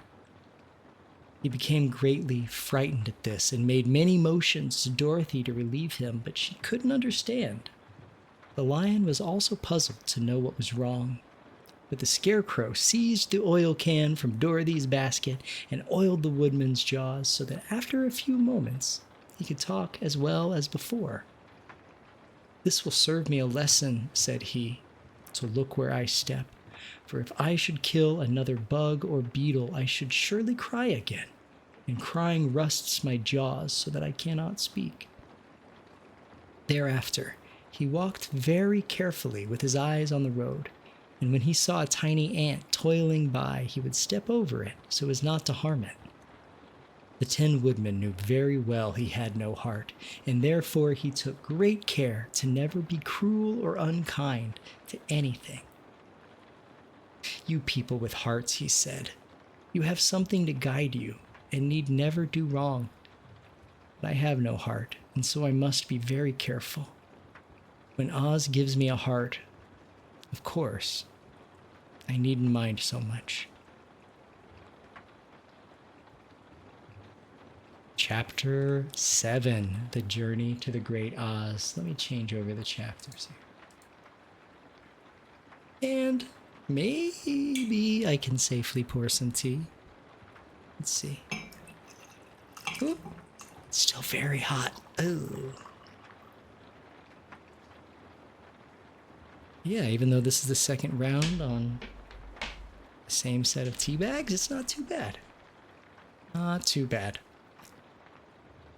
Here we go. Chapter 7, The Journey to the Great Oz. They were obliged to camp out that night under a large tree in the forest, for there were no houses near. The tree made a good, thick covering to protect them from the dew, and the Tin Woodman chopped a great pile of wood with his axe, and Dorothy built a splendid fire that warmed her and made her feel less lonely. She and Toto ate the last of their bread, and now she didn't know what they would do for breakfast. "If you wish," said the lion, "I will go into the forest and kill a deer for you. You can roast it by the fire since your tastes are so particular that you prefer cooked food, and then you will have a very good breakfast." "Don't, please, please don't," begged the Tin Woodman. "I should certainly weep if you killed a poor deer, and then my jaws would rust again." But the lion went away into the forest and found his own supper, and no one ever knew what it was, for he didn't mention it. And the Scarecrow found a tree full of nuts and filled Dorothy's basket with them so she would not be hungry for a long time. She thought this was very kind and thoughtful of the Scarecrow, but she laughed heartily at the awkward way in which the poor creature picked up the nuts. His padded hands were so clumsy, and the nuts were so small that he dropped almost as many as he put into the basket. But the Scarecrow did not mind how long it took him to fill the basket, for it enabled him to keep away from the fire, as he feared a spark might get into his straw and burn him up. So he kept a good distance away from the flames, and only came near to cover Dorothy with dry leaves when she lay down to sleep. These kept her very snug and warm, and she slept soundly until morning. When it was daylight, the girl bathed her face in a little rippling brook, and soon after they all started toward the Emerald City. This was to be an eventful day for the travelers.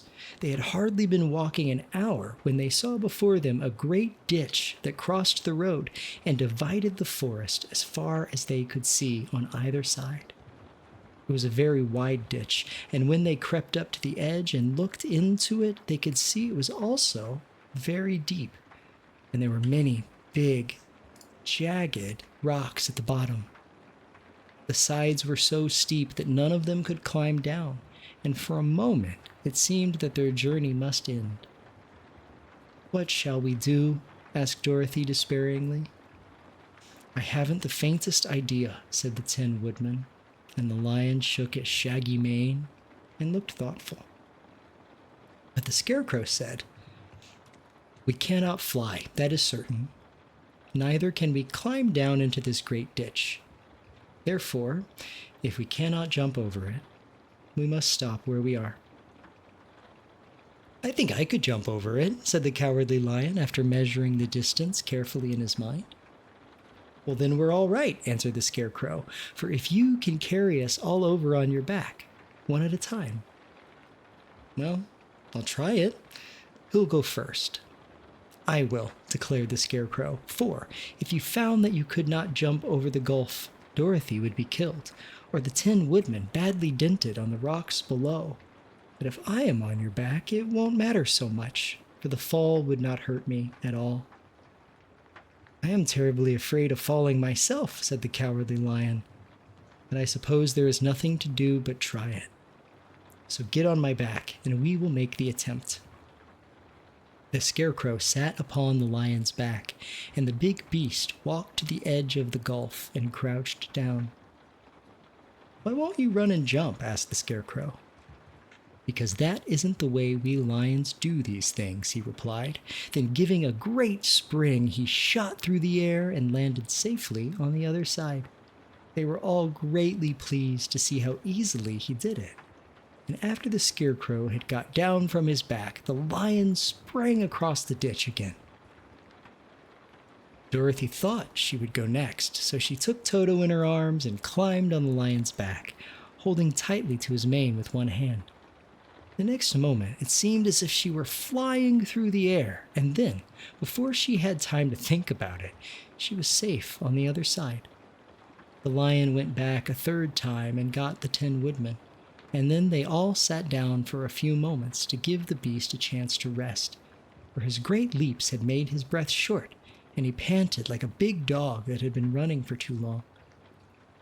They found the forest very thick on this side, and it looked dark and gloomy, After the lion had rested, they started along the road of yellow brick, silently wondering, each in his own mind, if they ever would come to the end of the woods and reach the bright sunshine. To add to their discomfort, they soon heard strange noises in the depths of the forest, and the lion whispered to them that it was in this part of the country that the Kalidas live. "What are the Kalidas?" asked the girl. "They are monstrous beasts with bodies like bears and heads like tigers," replied the lion, "and with claws so long and sharp that they could tear me in two as easily as I could kill Toto. I'm terribly afraid of the Kalidas." "Well, I'm not surprised that you are," returned Dorothy. "They must be dreadful beasts." The lion was about to reply when suddenly they came to another gulf across the road. But this one was so broad and deep that the lion knew at once he could not leap across. So they sat down to consider what they should do, and after serious thought, the Scarecrow said, "Here is a great tree standing close to the ditch. If the Tin Woodman can chop it down so that it'll fall to the other side, well, we could walk across it easily." "That is a first-rate idea," said the lion. "One would almost suspect you had brains in your head instead of straw." The woodman set to work at once, and so sharp was his axe that the tree was soon chopped nearly through. Then the lion put his strong front legs against the tree and pushed it with all his might, and slowly the big tree tipped and fell with a crash across the ditch, with its top branches on the other side. They had just started to cross this queer bridge when a sharp growl made them all look up, and to their horror they saw running toward them two great beasts with bodies like bears and heads like tigers. "There are the Kalidas," said the cowardly lion, beginning to tremble. "Quick," cried the Scarecrow, "let us cross." So Dorothy went first, holding Toto in her arms. The Tin Woodman followed, and the Scarecrow came next. The lion, although he was certainly afraid, turned to face the Kalidas. And then he gave so loud and terrible a roar that Dorothy screamed, and the Scarecrow fell over backward, while even the fierce beasts stopped short and looked at him in surprise. But seeing they were bigger than the lion, and remembering that there were two of them and only one of him, the Kalidas again rushed forward, and the lion crossed over the tree and turned to see what they would do next. Without stopping an instant, the fierce beasts also began to cross the tree, and the lion said to Dorothy, "We are lost, for they will surely tear us to pieces with their sharp claws. But stand close behind me, and I will fight them as long as I am alive." "Wait a minute," called the Scarecrow. He had been thinking what was the best to be done, and now he asked the woodman to chop away at the end of the tree that rested on their side of the ditch. The Tin Woodman began to use his axe at once, and just as the two Kalidas were nearly across, the tree fell with a crash into the gulf, carrying the ugly, snarling brutes with it, and both were dashed to pieces on the sharp rocks at the bottom. "Well," said the cowardly lion, drawing a long breath of relief, "I see we're going to live a little while longer, and I'm glad of it, for it must be a very uncomfortable thing not to be alive. Those creatures frightened me so badly that my heart is beating yet." "Ah," said the Tin Woodman sadly, "I wish I had a heart to beat." This adventure made the travelers more anxious than ever to get out of the forest, and they walked so fast that Dorothy became tired and had to ride on the lion's back. To their great joy, the trees became thinner and farther they advanced. In the afternoon, they suddenly came upon a broad river flowing swiftly before them. On the other side of the water, they could see the road of yellow brick running through a beautiful country, with green meadows dotted with bright flowers, and all the road bordered with trees hanging full of delicious fruits. They were greatly pleased to see this delightful country before them. "How shall we cross the river?" asked Dorothy. "Well, that is easily done," replied the Scarecrow. "The Tin Woodman must build us a raft so we can float to the other side." So the woodman took his axe and began to chop down small trees to make a raft. And while he was busy at this, the Scarecrow found on the river bank a tree full of fine fruit. This pleased Dorothy, who had eaten nothing but nuts all day, and she made a hearty meal of the ripe fruit. But it takes time to make a raft, even when one is as industrious and untiring as the Tin Woodman. And when night came, the work was not done. So they found a cozy place under the trees where they slept well until the morning. Dorothy dreamed of the Emerald City and of the good wizard Oz, who would soon send her back to her own home again. Nice, that was chapter 7. And I will take a sip of tea and we'll get into the next chapter.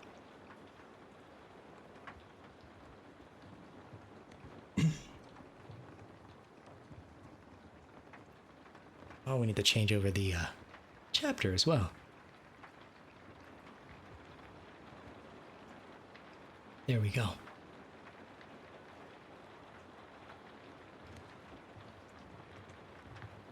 Chapter 8, The Deadly Poppy Field. Our little party of travelers awakened the next morning refreshed and full of hope.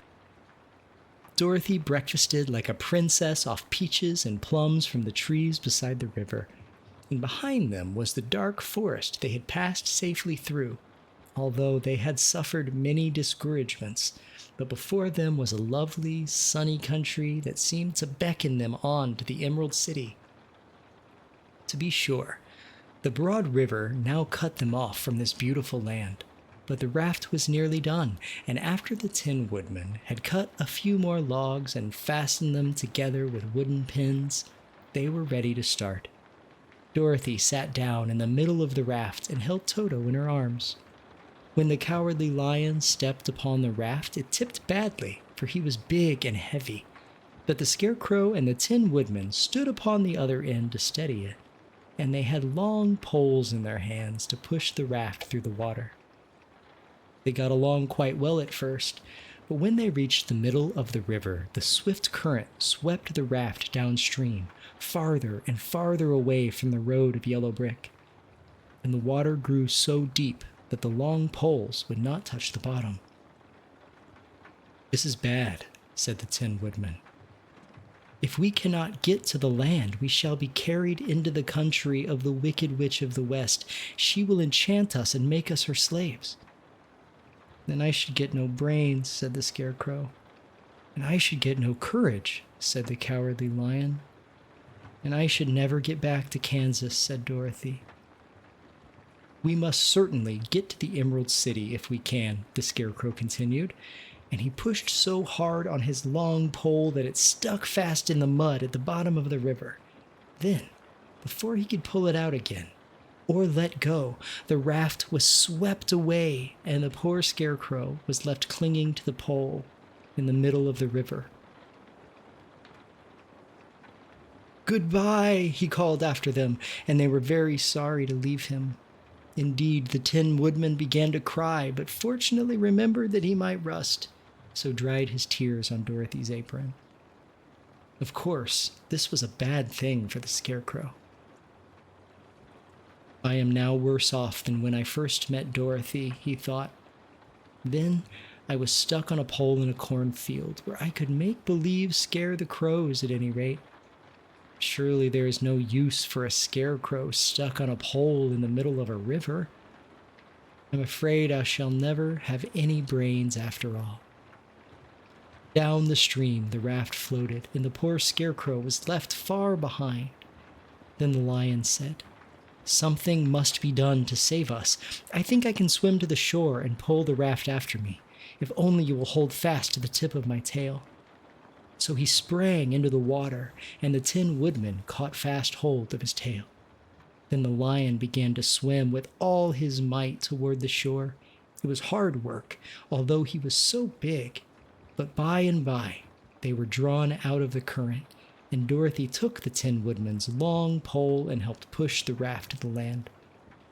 They were all tired out when they reached the shore at last and stepped off upon the pretty green grass, and they also knew that the stream had carried them a long way past the road of yellow brick that led to the Emerald City. "What shall we do now?" asked the Tin Woodman, as the lion lay down on the grass to let the sun dry him. "We must get back to the road in some way," said Dorothy. "The best plan will be to walk along the river bank until we come to the road again," remarked the lion. So, when they were rested, Dorothy picked up her basket and they started along the grassy bank to the road from which the river had carried them. It was a lovely country with plenty of flowers and fruit trees and sunshine to cheer them, and they had not felt so sorry for the poor and had, let me start that over. It was a lovely country with plenty of flowers and fruit trees and sunshine to cheer them, and had they not felt so sorry for the poor scarecrow, they could have been very happy. They walked along as fast as they could, Dorothy only stopping once to pick a beautiful flower, and after a time, the Tin Woodman cried out, "Look!" And then they all looked at the river and saw the scarecrow perched upon his pole in the middle of the water, looking very lonely and sad. "What can we do to save him?" asked Dorothy. The lion and the woodman both shook their heads, for they did not know. So they sat upon the bank and gazed wistfully at the scarecrow until a stork flew by, who, upon seeing them, stopped to rest at the water's edge. "Who are you, and where are you going?" asked the stork. "I am Dorothy," answered the little girl, "and these are my friends, the Tin Woodman and the Cowardly Lion, and we are going to the Emerald City."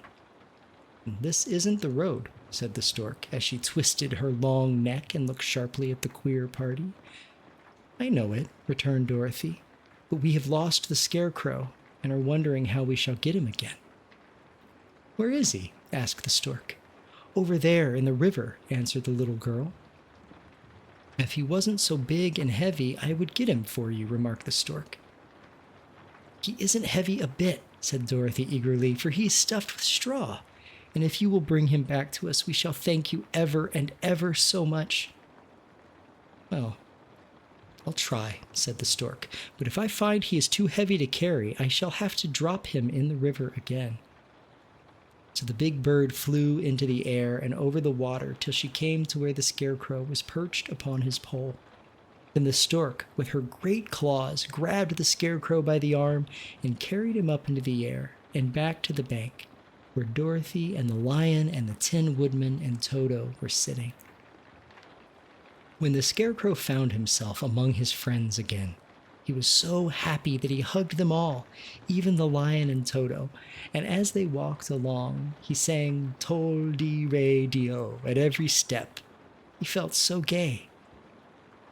"I was afraid I should have to stay in the river forever," he said, "but the kind stork saved me, and if I ever get any brains, I shall find the stork again and do her some kindness in return."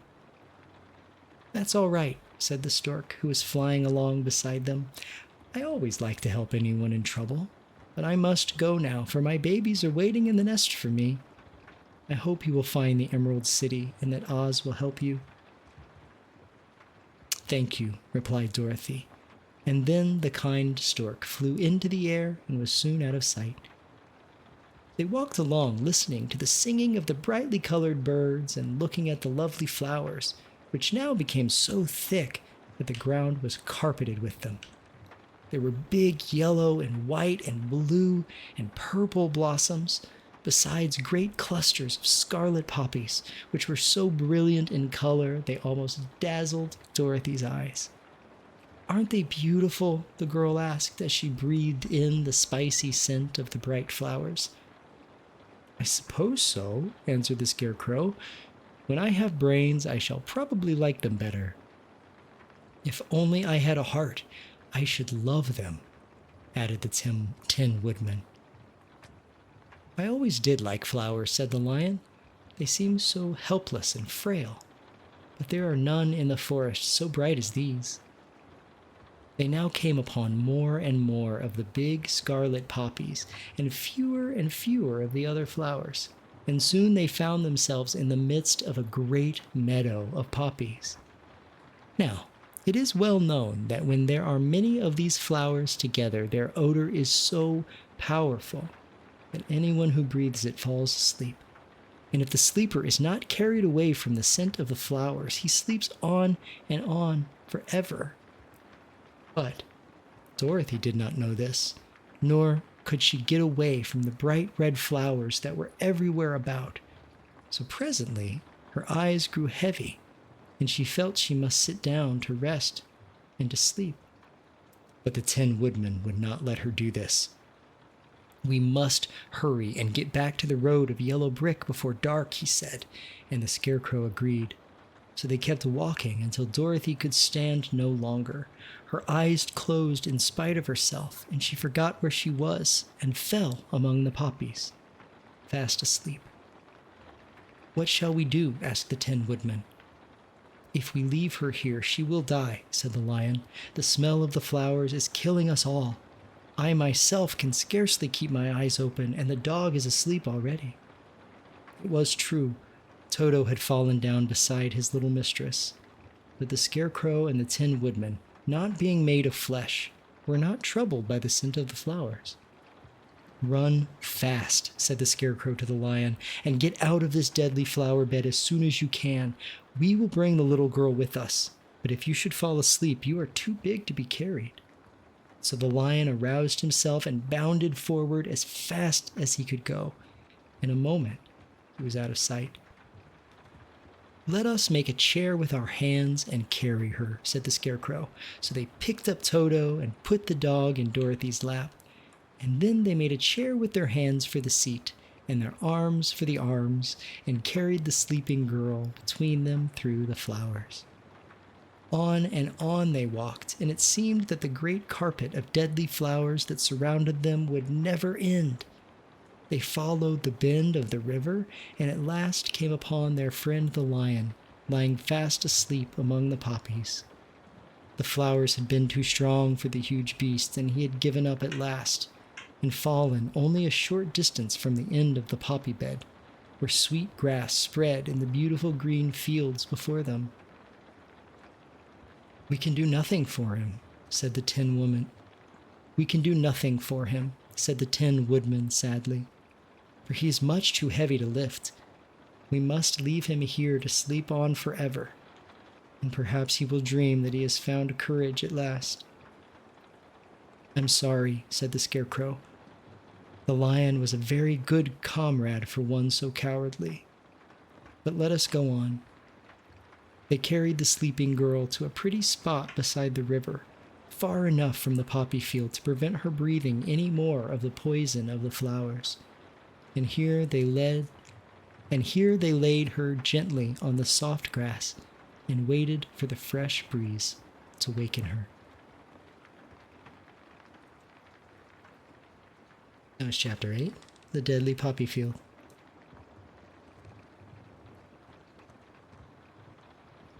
Take myself a nice big sip of tea.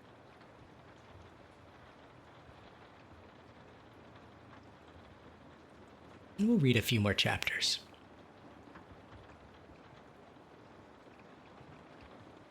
Switch that over. There we go. Hey, Chase, welcome in, my friend. Congratulations on... second? Maybe second. How are you doing tonight, my friend? It's great to see you. We are about 30% through this book so far, and I think we can get to about 50 tonight. Maybe. We'll see. Let me see how long this chapter is. That's really short. I'm going to go ahead and read it, and we'll catch up with you and anyone else at the next chapter break. Just a few pages. Chapter 9. Oh, I'm so glad, Chase. I'm glad you could catch it too. Chapter 9. The Queen of the Field Mice. "We cannot be far from the road of yellow brick now," remarked the Scarecrow as he stood beside the girl, "for we have come nearly as far as the river carried us away." The Tin Woodman was about to reply when he heard a low growl, and turning his head, which worked beautifully on hinges, he saw a strange beast come bounding over the grass toward them.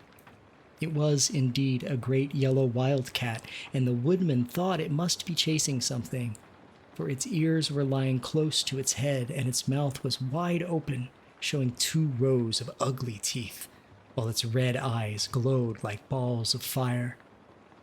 As it came nearer, the Tin Woodman saw that running before the beast was a little gray field mouse, and although he had no heart, he knew it was wrong for the wildcat to try to kill such a pretty, harmless creature.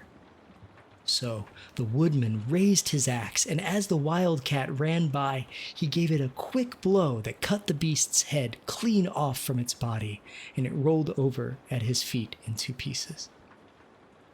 The field mouse, now that it was freed from its enemy, stopped short, and coming slowly up to the woodman, it said in a squeaky little voice, "Oh, thank you ever so much for saving my life."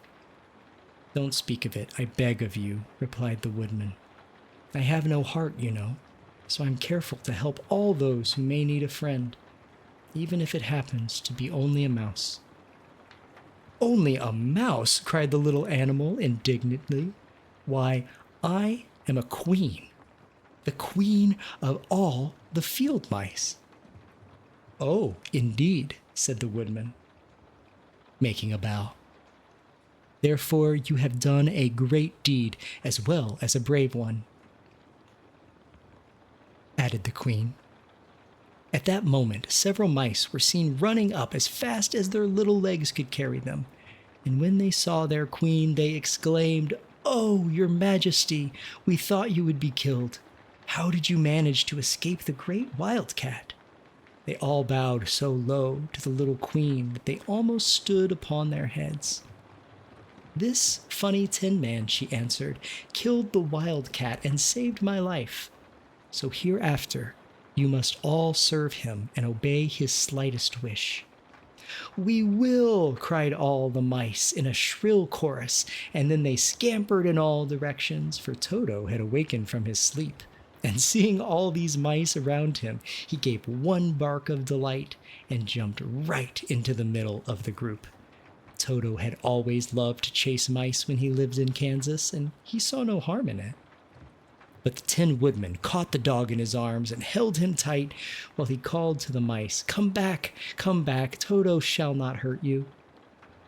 At this, the queen of the mice stuck her head out from underneath a clump of grass and asked in a timid voice, "Are you sure he will not bite us?"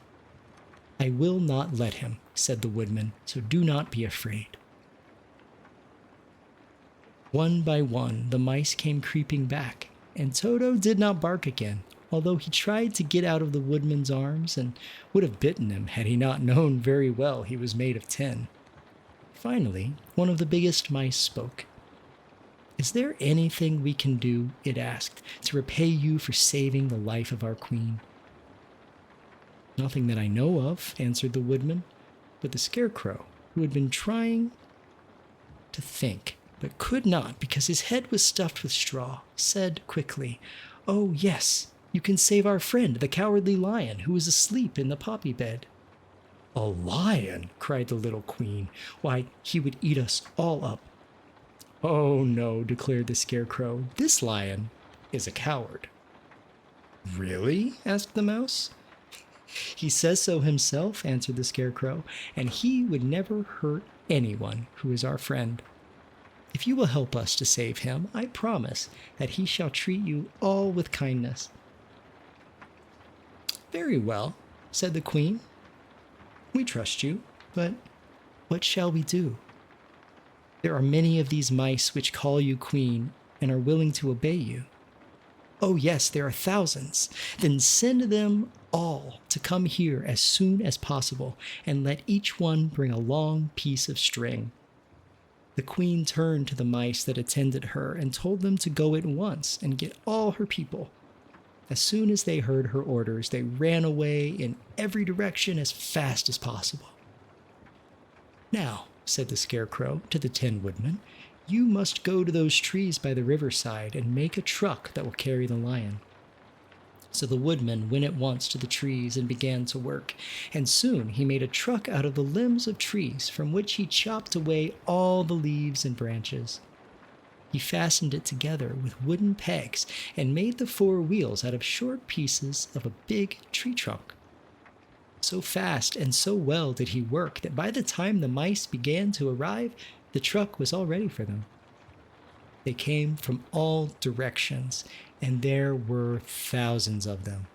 Big mice and little mice and middle-sized mice, and each one brought a piece of string in its mouth. It was about this time that Dorothy woke from her long sleep and opened her eyes. She was greatly astonished to find herself lying upon the grass with thousands of mice standing around and looking at her timidly. But the Scarecrow told her about everything, and turning to the dignified little mouse, he said, "Permit me to introduce you, Her Majesty, the Queen." Dorothy nodded gravely, and the Queen made a curtsy, after which she became quite friendly with the little girl. The Scarecrow and the Woodman now began to fasten the mice to the truck, using the strings they had bought.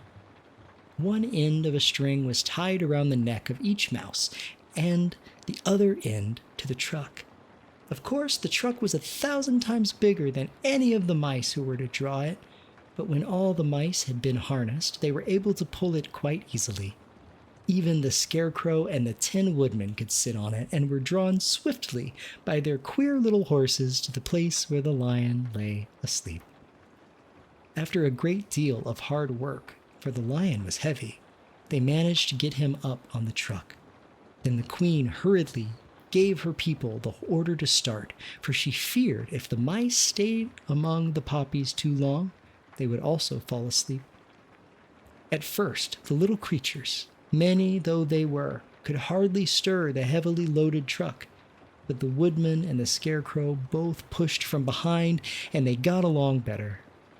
Soon, they rolled the lion out of the poppy bed to the green fields, where he could breathe the sweet, fresh air again instead of the poisonous scent of the flowers.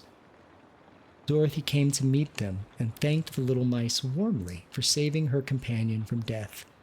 She had grown so fond of the big lion, she was glad he had been rescued. Then the mice were unharnessed from the truck and scampered away through the grass to their homes. The Queen of Mice was the last to leave. "If you ever need us again," she said, "come out into the field and call. We shall hear you and come to your assistance. Goodbye." "Goodbye," they all answered, and away the Queen ran, while Dorothy held Toto tightly, lest he should run after her and frighten her. After this, they sat down beside the lion until he should awaken, and the Scarecrow brought Dorothy some fruit from a tree nearby, which she ate for dinner. And that was Chapter 9. The next chapter is Chapter 10, The Guardian of the Gate, and we have about 6 minutes before ads. Bet you we could get through part of the chapter. Maybe the whole thing. Let's try.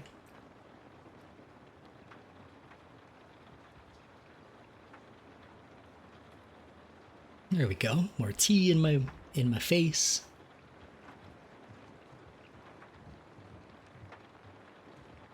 Chapter 10. The Guardian of the Gate. It was some time before the Cowardly Lion awakened, for he had lain amongst the poppies a long while, breathing in their deadly fragrance. But when he did open his eyes and roll off the truck, he was very glad to find himself still alive. "I ran as fast as I could," he said, sitting down and yawning, "but the flowers were too strong for me. How did you get me out?" Then they told him of the field mice and how they had generously saved him from death. And the Cowardly Lion laughed and said, I have always thought myself a very big and terrible, yet such little things as flowers came near to killing me, and such small animals as mice have saved my life. I'm going to read that sentence again. I have always thought myself very big and terrible, yet such little things as flowers came near to killing me, and such small animals as mice have saved my life. How strange it all is. But, comrades, what should we do now? We must journey on until we find the road of yellow brick again, said Dorothy, and then we can keep on to the Emerald City. So, the lion being fully refreshed and feeling quite himself again, they all started upon the journey, greatly enjoying the walk through the soft, fresh grass, and it was not long before they reached the road of yellow brick and turned again toward the Emerald City, where the great Oz dwelt. The road was smooth and well paved now, and the country was beautiful, so that the travelers rejoiced in leaving the forest far behind, and with it the many dangers they had met in its gloomy shades. Once more they could see fences built beside the road, but these were painted green, and when they came to a small house in which a farmer evidently lived, that was also painted green. They passed by several of these houses during the afternoon, and sometimes people came to the doors and looked at them as if they would like to ask questions, but no one came near them nor spoke to them because of the great lion, of which they were very much afraid. The people were all dressed in clothing of a lovely emerald green color and wore peaked hats like those of the Munchkins.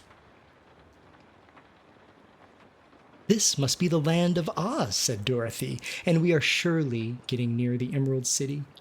Yes, answered the Scarecrow, everything is green here, while in the country of the Munchkins, blue was the favorite color.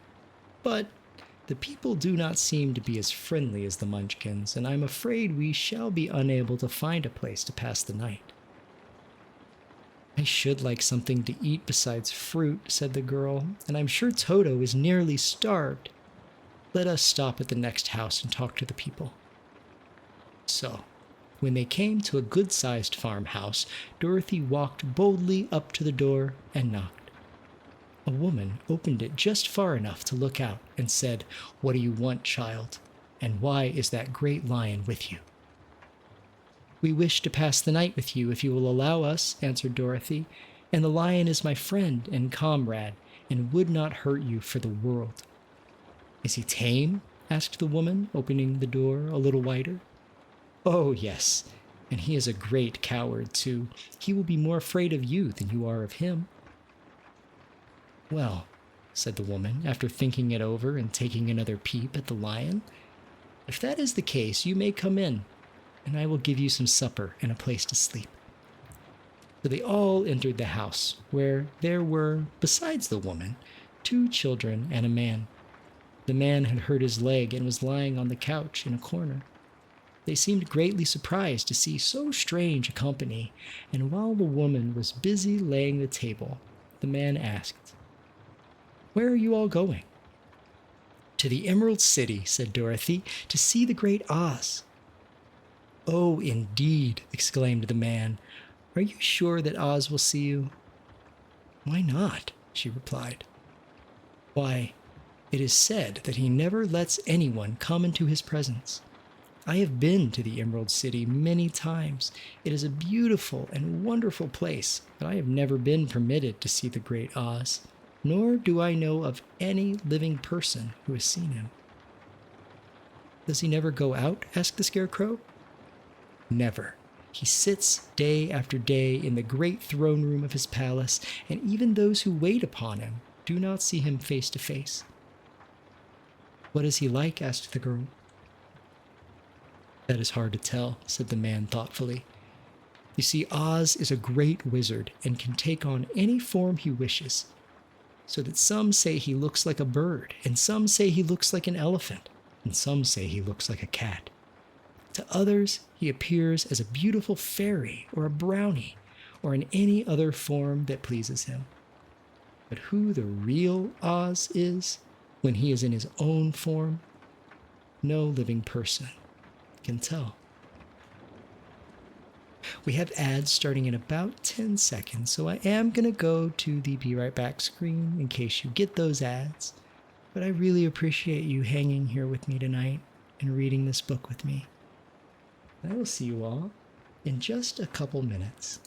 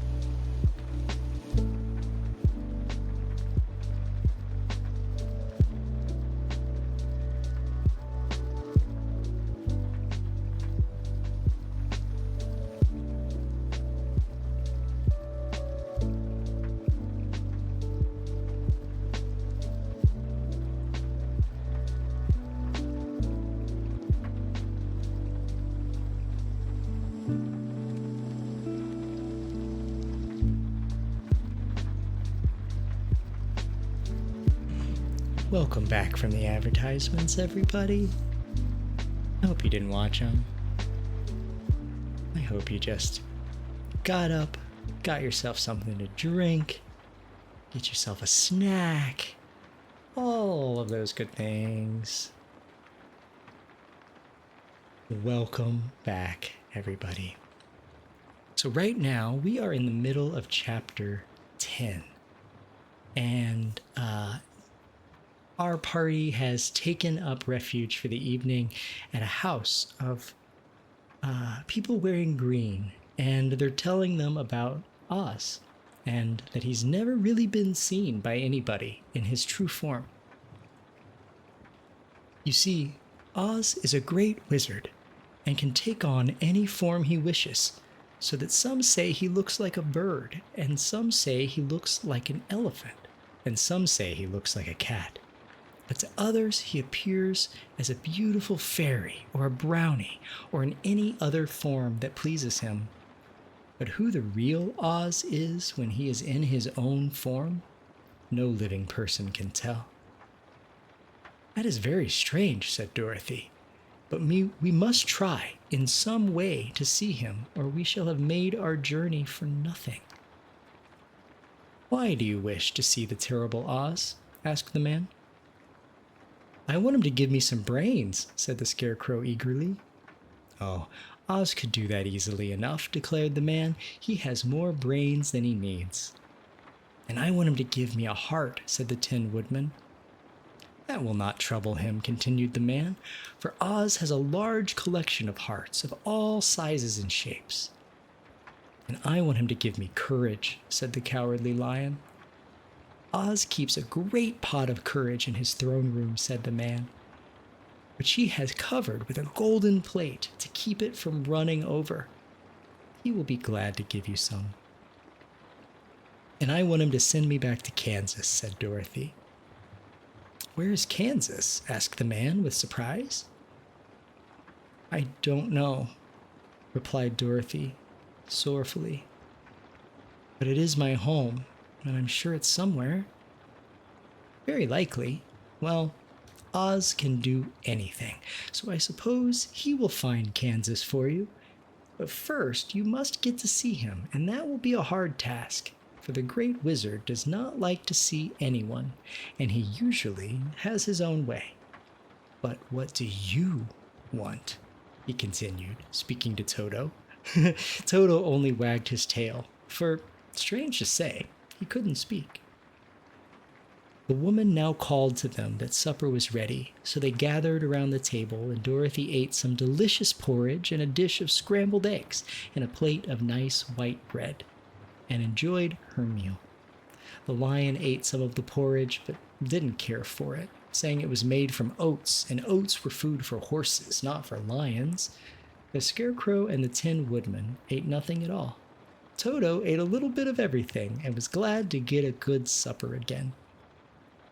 The woman now gave Dorothy a bed to sleep in, and Toto lay down beside her, while the lion guarded the door of her room so she might not be disturbed. The Scarecrow and the Tin Woodman stood up in a corner and kept quiet all night, although, of course, they could not sleep. The next morning, as soon as the sun was up, they started on their way, and soon saw a beautiful green glow in the sky just before them. That must be the Emerald City, said Dorothy. As they walked on, the green glow became brighter and brighter, and it seemed that at last they were nearing the end of their travels. Yet it was afternoon before they came to the great wall that surrounded the city. It was high and thick and of a bright green color. In front of them, and at the end of the road of yellow brick, was a big gate, all studded with emeralds that glittered so in the sun. And my sentences tonight, sorry. In front of them, and at the end of the road of yellow brick, was a big gate, all studded with emeralds that glittered so in the sun that even the painted eyes of the Scarecrow were dazzled by their brilliancy. There was a bell beside the gate, and Dorothy pushed the button and heard a silvery tinkle sound within. Then the big gate swung slowly open, and they all passed through and found themselves in a high arched room, the walls of which glistened with countless emeralds. Before them stood a little man about the same size as the Munchkins. He was clothed all in green from his head to his feet, and even his skin was of a greenish tint. At his side was a large green box. When he saw Dorothy and her companions, the man asked, "What do you wish in the Emerald City?" We came here to see the Great Oz, said Dorothy. The man was so surprised at this answer that he sat down to think it over. It has been many years since anyone asked me to see Oz, he said, shaking his head in perplexity. He is powerful and terrible, and if you come on an idle or foolish errand to bother the wise reflections of the great wizard, he might be angry and destroy you all in an instant. But it is not a foolish errand, nor an idle one, replied the Scarecrow. It is important, and we have been told that Oz is a good wizard. So he is, said the Green Man, and he rules the Emerald City wisely and well. But to those who are not honest, or who approach him from curiosity, he is most terrible, and few have ever dared to ask to see his face. I am the guardian of the gates, and since you demand to see the Great Oz, I must take you to his palace. But first, you must put on the spectacles. Why? Asked Dorothy. Because if you did not wear spectacles, the brightness and glory of the Emerald City would blind you. Even those who live in the city must wear spectacles night and day. They are all locked on, for Oz ordered it when the city was first built, and I have the only key that will unlock them. He opened the big box, and Dorothy saw it was filled with spectacles of every size and shape. All of them had green glasses in them. The guardian of the gates found a pair that would just fit Dorothy and put them over her eyes. There were 2 golden bands fastened to them that passed around the back of her head, where they were locked together by a little key that was at the end of a chain the guardian of the gates wore around his neck. When they were on, Dorothy could not take them off had she wished, but of course she did not wish to be blinded by the glare of the Emerald City, so she said nothing. Then the Green Man fitted the spectacles for the Scarecrow and the Tin Woodman and the Lion, and even on little Toto, and all were locked fast with the key. Then the guardian of the gates put on his own glasses and told them he was ready to show them to the palace. Taking a big golden key from a peg on the wall, he opened another gate, and they all followed him through the portal into the streets of the Emerald City. That was chapter 10. Pineapple! Welcome in, other guy. Batman guy. Got my guys confused. Welcome in, Batman guy. Pineapple indeed. And I hope you are having a fantastic night.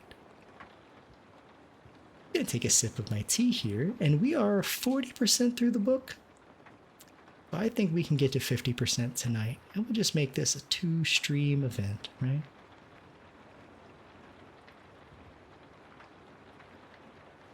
And this is also going to be on the YouTube VODs channel, so if you ever want to hang back and sleep, and you want to listen to me read this book and drone on for hours, hopefully you'll find some use out of it. Okay, grab a little bit more tea. In fact, I'll pour myself some, and then we'll jump into chapter 11. Change over the chapter number. The Wonderful City of Oz. Let me pour this tea really fast. It's no longer blistering hot, which is great. And if you all are wondering, the tea of the day is Sleepy Time tea with vanilla. It's very good. Very good.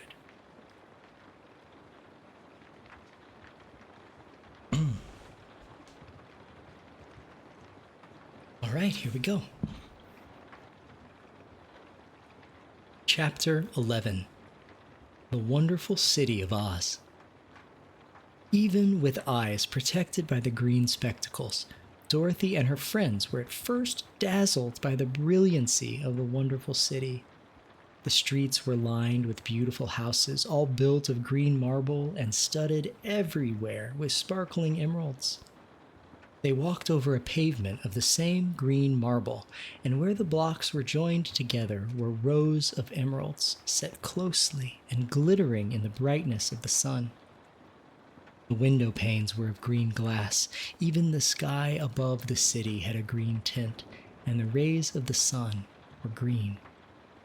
There were many people, men, women, and children, walking about, and these were all dressed in green clothes and had greenish skins. They looked at Dorothy and her strangely assorted company with wondering eyes, and the children all ran away and hid behind their mothers when they saw the lion. No one spoke to them. Many shops stood in the street, and Dorothy saw that everything in them was green. Green candy and green popcorn were offered for sale, as well as green shoes, green hats, and green clothes of all sorts. At one place, a man was selling green lemonade, and when the children bought it, Dorothy could see they paid for it with green pennies. There seemed to be no horses nor animals of any kind. The men carried things around in little green carts, which they pushed before them. Everyone seemed happy and contented and prosperous. The guardian of the gates led them through the streets until they came to a big building exactly in the middle of the city, which was the palace of Oz, the great wizard. There was a soldier before the door, dressed in a green uniform and wearing a long green beard. "Here are strangers," said the guardian of the gates to him, "and they demand to see the great Oz." "Step inside," answered the soldier, "and I will carry your message to him." So they passed through the palace gates and were led into a big room with a green carpet and lovely green furniture set with emeralds. The soldier made them all wipe their feet upon a green mat before entering the room. And when they were seated, he said politely, "Please make yourself comfortable while I go to the door of the throne room and tell Oz you are here." They had to wait a long time before the soldier returned. When, at last, he came back, Dorothy asked, "Have you seen Oz?" "Oh, no," returned the soldier. "I have never seen him. But I spoke to him as he sat behind his screen and gave him your message. He said he will grant you an audience if you so desire, but each one of you must enter his presence alone, and he will admit but one each day. Therefore, as you must remain in the palace for several days, I will have you shown to rooms where you may rest in comfort after your journey." "Thank you," replied the girl. "That is very kind of Oz."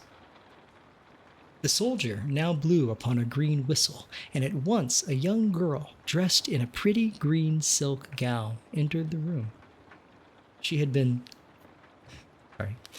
had lovely green hair and green eyes, and she bowed low before Dorothy as she said, "Follow me, and I will show you your room."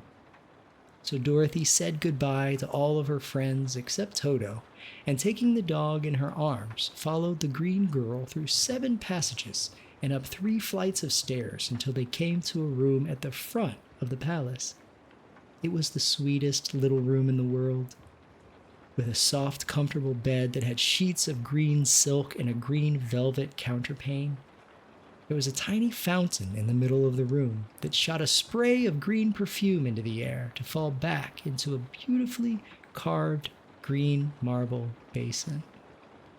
Beautiful green flowers stood in the windows, and there was a shelf with a row of little green books. When Dorothy had time to open these books, she found them full of queer green pictures that made her laugh. They were so funny. In a wardrobe, there were many green dresses made of silk and satin and velvet. All of them fitted Dorothy exactly. "Make yourself perfectly at home," said the green girl, "and if you wish for anything, ring the bell. Oz will send for you tomorrow morning." She left Dorothy alone and went back to the others.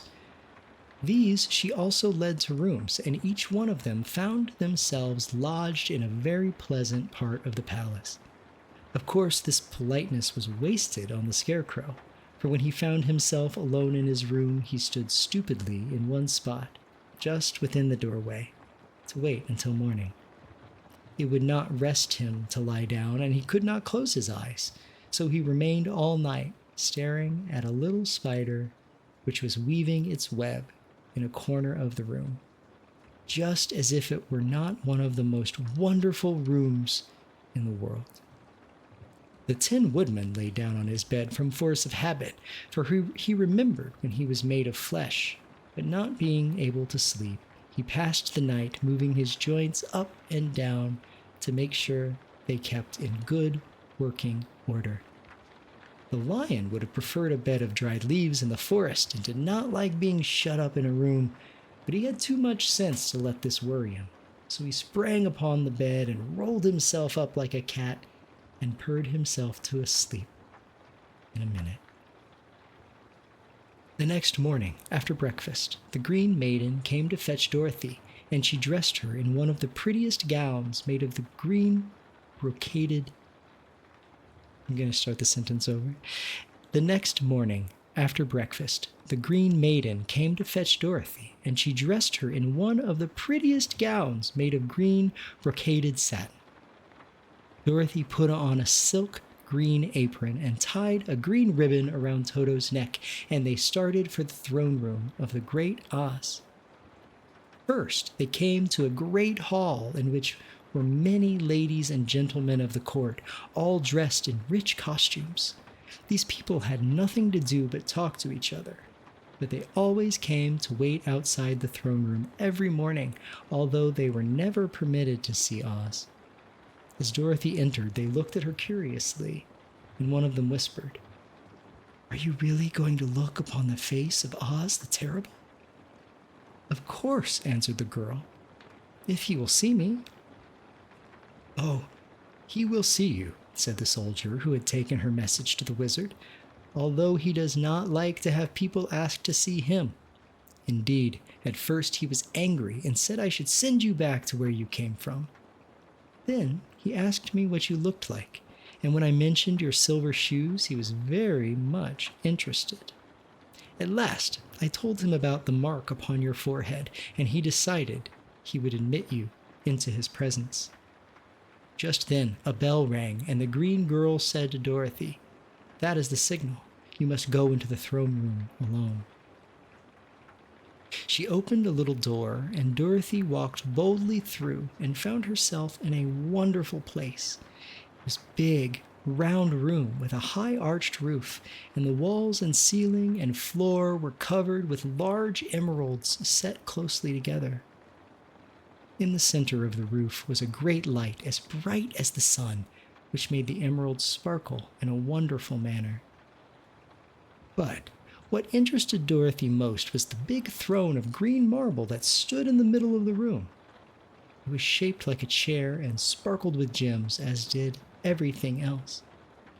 In the center of the chair was an enormous head without a body to support it or any arms or legs whatsoever. There was no hair upon this head, but it had eyes and a nose and a mouth, and was much bigger than the head of the biggest giant. As Dorothy gazed upon this in wonder and fear, the eyes turned slowly and looked at her sharply and steadily. Then the mouth moved, and Dorothy heard a voice say, "I am Oz, the great and terrible. Who are you, and why do you seek me?" It was not such an awful voice that she had expected to come from the big head, so she took courage and answered, "I am Dorothy, the small and meek. I have come to you for help." The eyes looked at her thoughtfully for a full minute, then said the voice, "Where did you get the silver shoes?" "I got them from the Wicked Witch of the East when my house fell on her and killed her," she replied. "Where did you get the mark upon your forehead?" continued the voice. "That is where the Good Witch of the North kissed me when she bade me goodbye and sent me to you," said the girl. Again, the eyes looked at her sharply, and they saw she was telling the truth. Then Oz asked, "What do you wish me to do?" "Send me back to Kansas, where my Aunt Em and Uncle Henry are," she answered earnestly. "I don't like your country, although it is so beautiful. and I'm sure Aunt Em will be dreadfully worried over my being away for so long." The eyes winked 3 times, and then they turned up to the ceiling and down to the floor and rolled around so queerly that they seemed to see every part of the room. And at last, they looked at Dorothy again. "Why should I do this for you?" asked Oz. "Because you are strong and I am weak. Because you are a great wizard and I am only a little girl." "But you were strong enough to kill the Wicked Witch of the East," said Oz. "That just happened," returned Dorothy simply. "I couldn't help it." "Well," said the head, "I will give you my answer. You have no right to expect me to send you back to Kansas unless you do something for me in return. In this country, everyone must pay for everything he gets, and if you wish me to use my magic powers to send you home again, you must do something for me first. Help me, and I will help you." "What must I do?" asked the girl. "Kill the Wicked Witch of the West," answered Oz. "But I cannot!" exclaimed Dorothy, greatly surprised. "You killed the Witch of the East, and you wear the silver shoes, which bear a powerful charm. There is now but one Wicked Witch left in all this land, and when you can tell me she is dead, I will send you back to Kansas, but not before." The little girl began to weep. She was so much disappointed, and the eyes winked again and looked upon her anxiously, as if the great Oz felt that she could help him if she would. "I never killed anything willingly," she sobbed, "even if I wanted to. How could I kill the Wicked Witch? If you, who are great and terrible, cannot kill her yourself, how do you expect me to do it?" "I do not know," said the head, "but that is my answer, and until the Wicked Witch dies, you will not see your uncle and aunt again. Remember that the witch is wicked, tremendously wicked, and ought to be killed. Now go, and do not ask to see me again until you have done your task." Sorrowfully, Dorothy left the throne room and went back where the lion and the scarecrow and the 10 woodmen were waiting to hear what Oz had said to her. "There is no hope for me," she said sadly, "for Oz will not send me home until I have killed the Wicked Witch of the West, and that I could never do." Her friends were sorry, but could do nothing to help her, so Dorothy went to her own room and lay down on the bed and cried herself to sleep. The next morning, the soldier with the green whiskers came to the scarecrow and said, "Come with me, for Oz has sent for you." So the scarecrow followed him and was admitted into the great throne room, where he saw, sitting in the emerald throne, a most lovely lady. She was dressed in green silk gauze and wore upon her flowering green locks a crown of jewels. Growing from her shoulders were wings, gorgeous in color, and so light that they fluttered if the slightest breath of air reached them. When the scarecrow had bowed as prettily as his straw stuffing would let him before this beautiful creature, she looked upon him sweetly and said, "I am Oz, the great and terrible. Who are you, and why do you seek me?" Now, the scarecrow, who had expected to see the great head Dorothy had told him of, was much astonished, but he answered her bravely, "I am only a scarecrow stuffed with straw.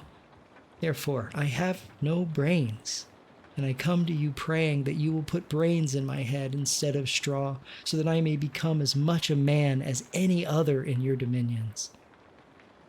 "Why should I do this for you?" asked the lady. "Because you are wise and powerful, and no one else can help me," answered the scarecrow. "I never grant favors without some return," said Oz. "But this much I will promise. If you will kill for me the Wicked Witch of the West, I will bestow upon you a great many brains, and such good brains that you will be the wisest man in all the land of Oz." I thought you asked Dorothy to kill the witch, said the Scarecrow in surprise. So I did. I don't care who kills her, but until she is dead, I will not grant your wish. Now go, and do not seek me again until you have earned the brains you so greatly desire. The Scarecrow went sorrowfully back to his friends and told them what Oz had said, and Dorothy was surprised to find that the Great Wizard was not a head as she had seen him, but a lovely lady. All the same, said the Scarecrow, she needs a heart as much as the Tin Woodman. On the next morning, the soldier with the green whiskers came to the Tin Woodman and said, Oz has sent for you. Follow me. So the Tin Woodman followed him and came to the great throne room. He did not know whether he would find Oz a lovely lady or a head, but he hoped it would be the lovely lady. For, he said to himself, if it is the head, I am sure I shall not be given a heart, since a head has no heart of its own, and therefore cannot feel for me.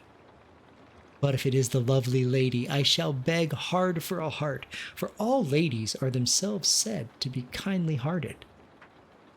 But when the woodman entered the great throne room, he saw neither the head nor the lady, for Oz had taken the shape of a most terrible beast.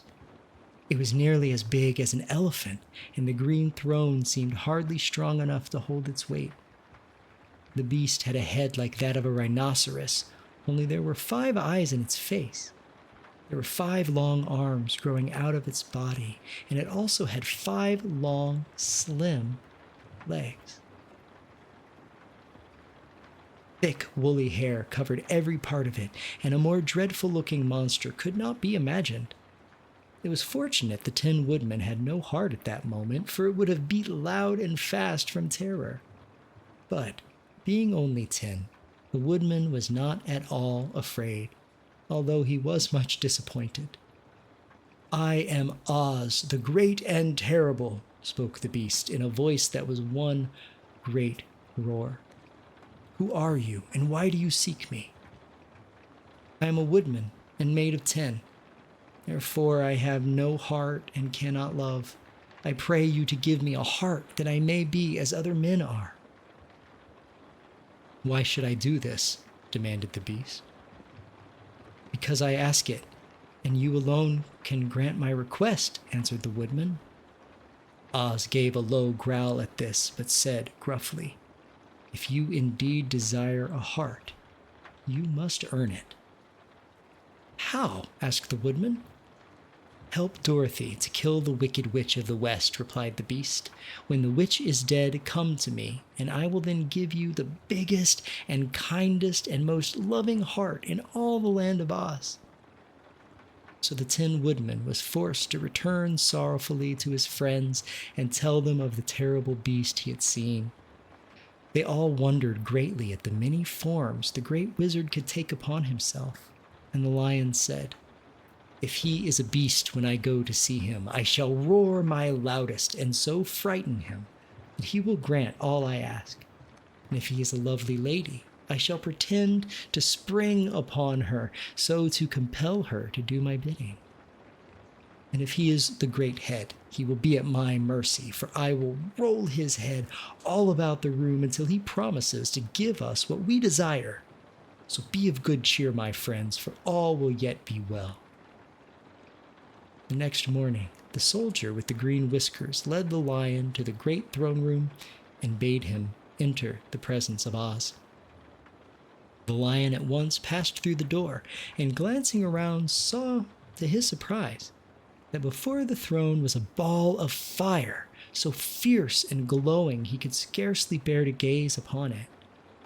His first thought was that Oz had by accident caught on fire and was burning up.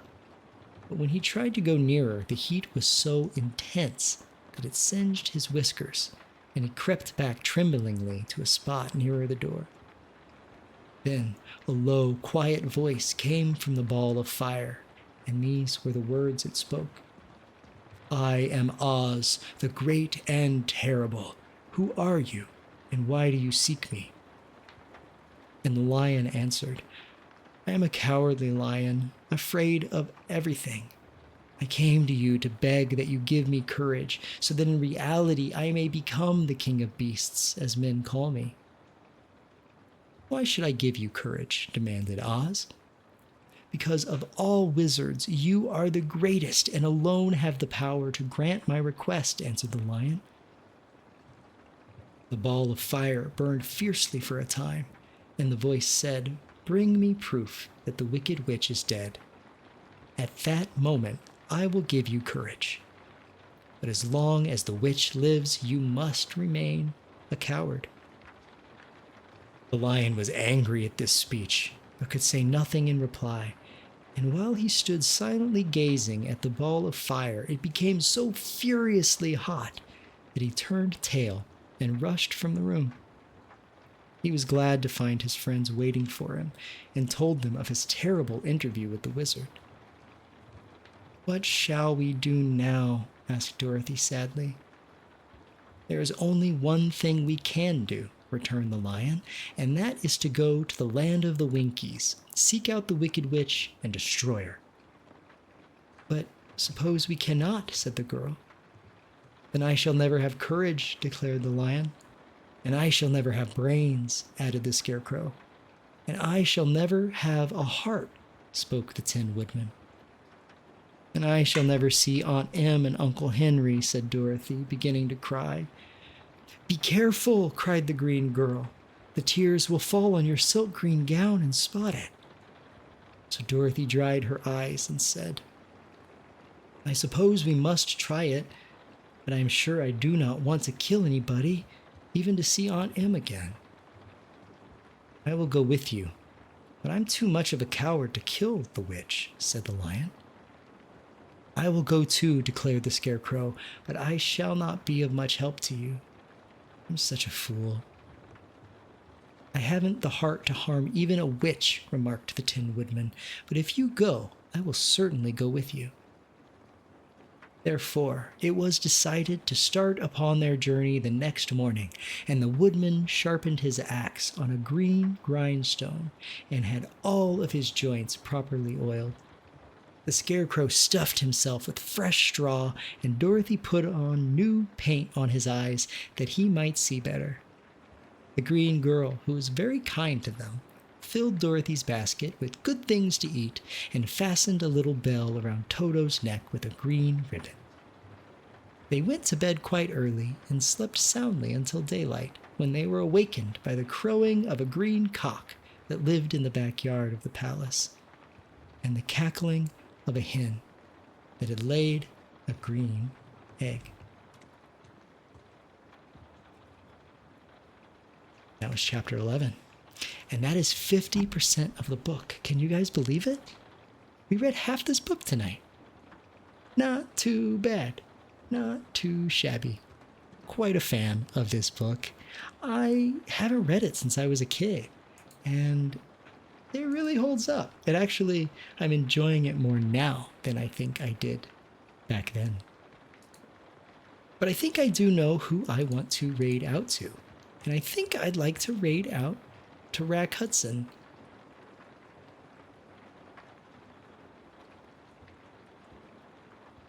Yeah, let's go ahead and raid Rack.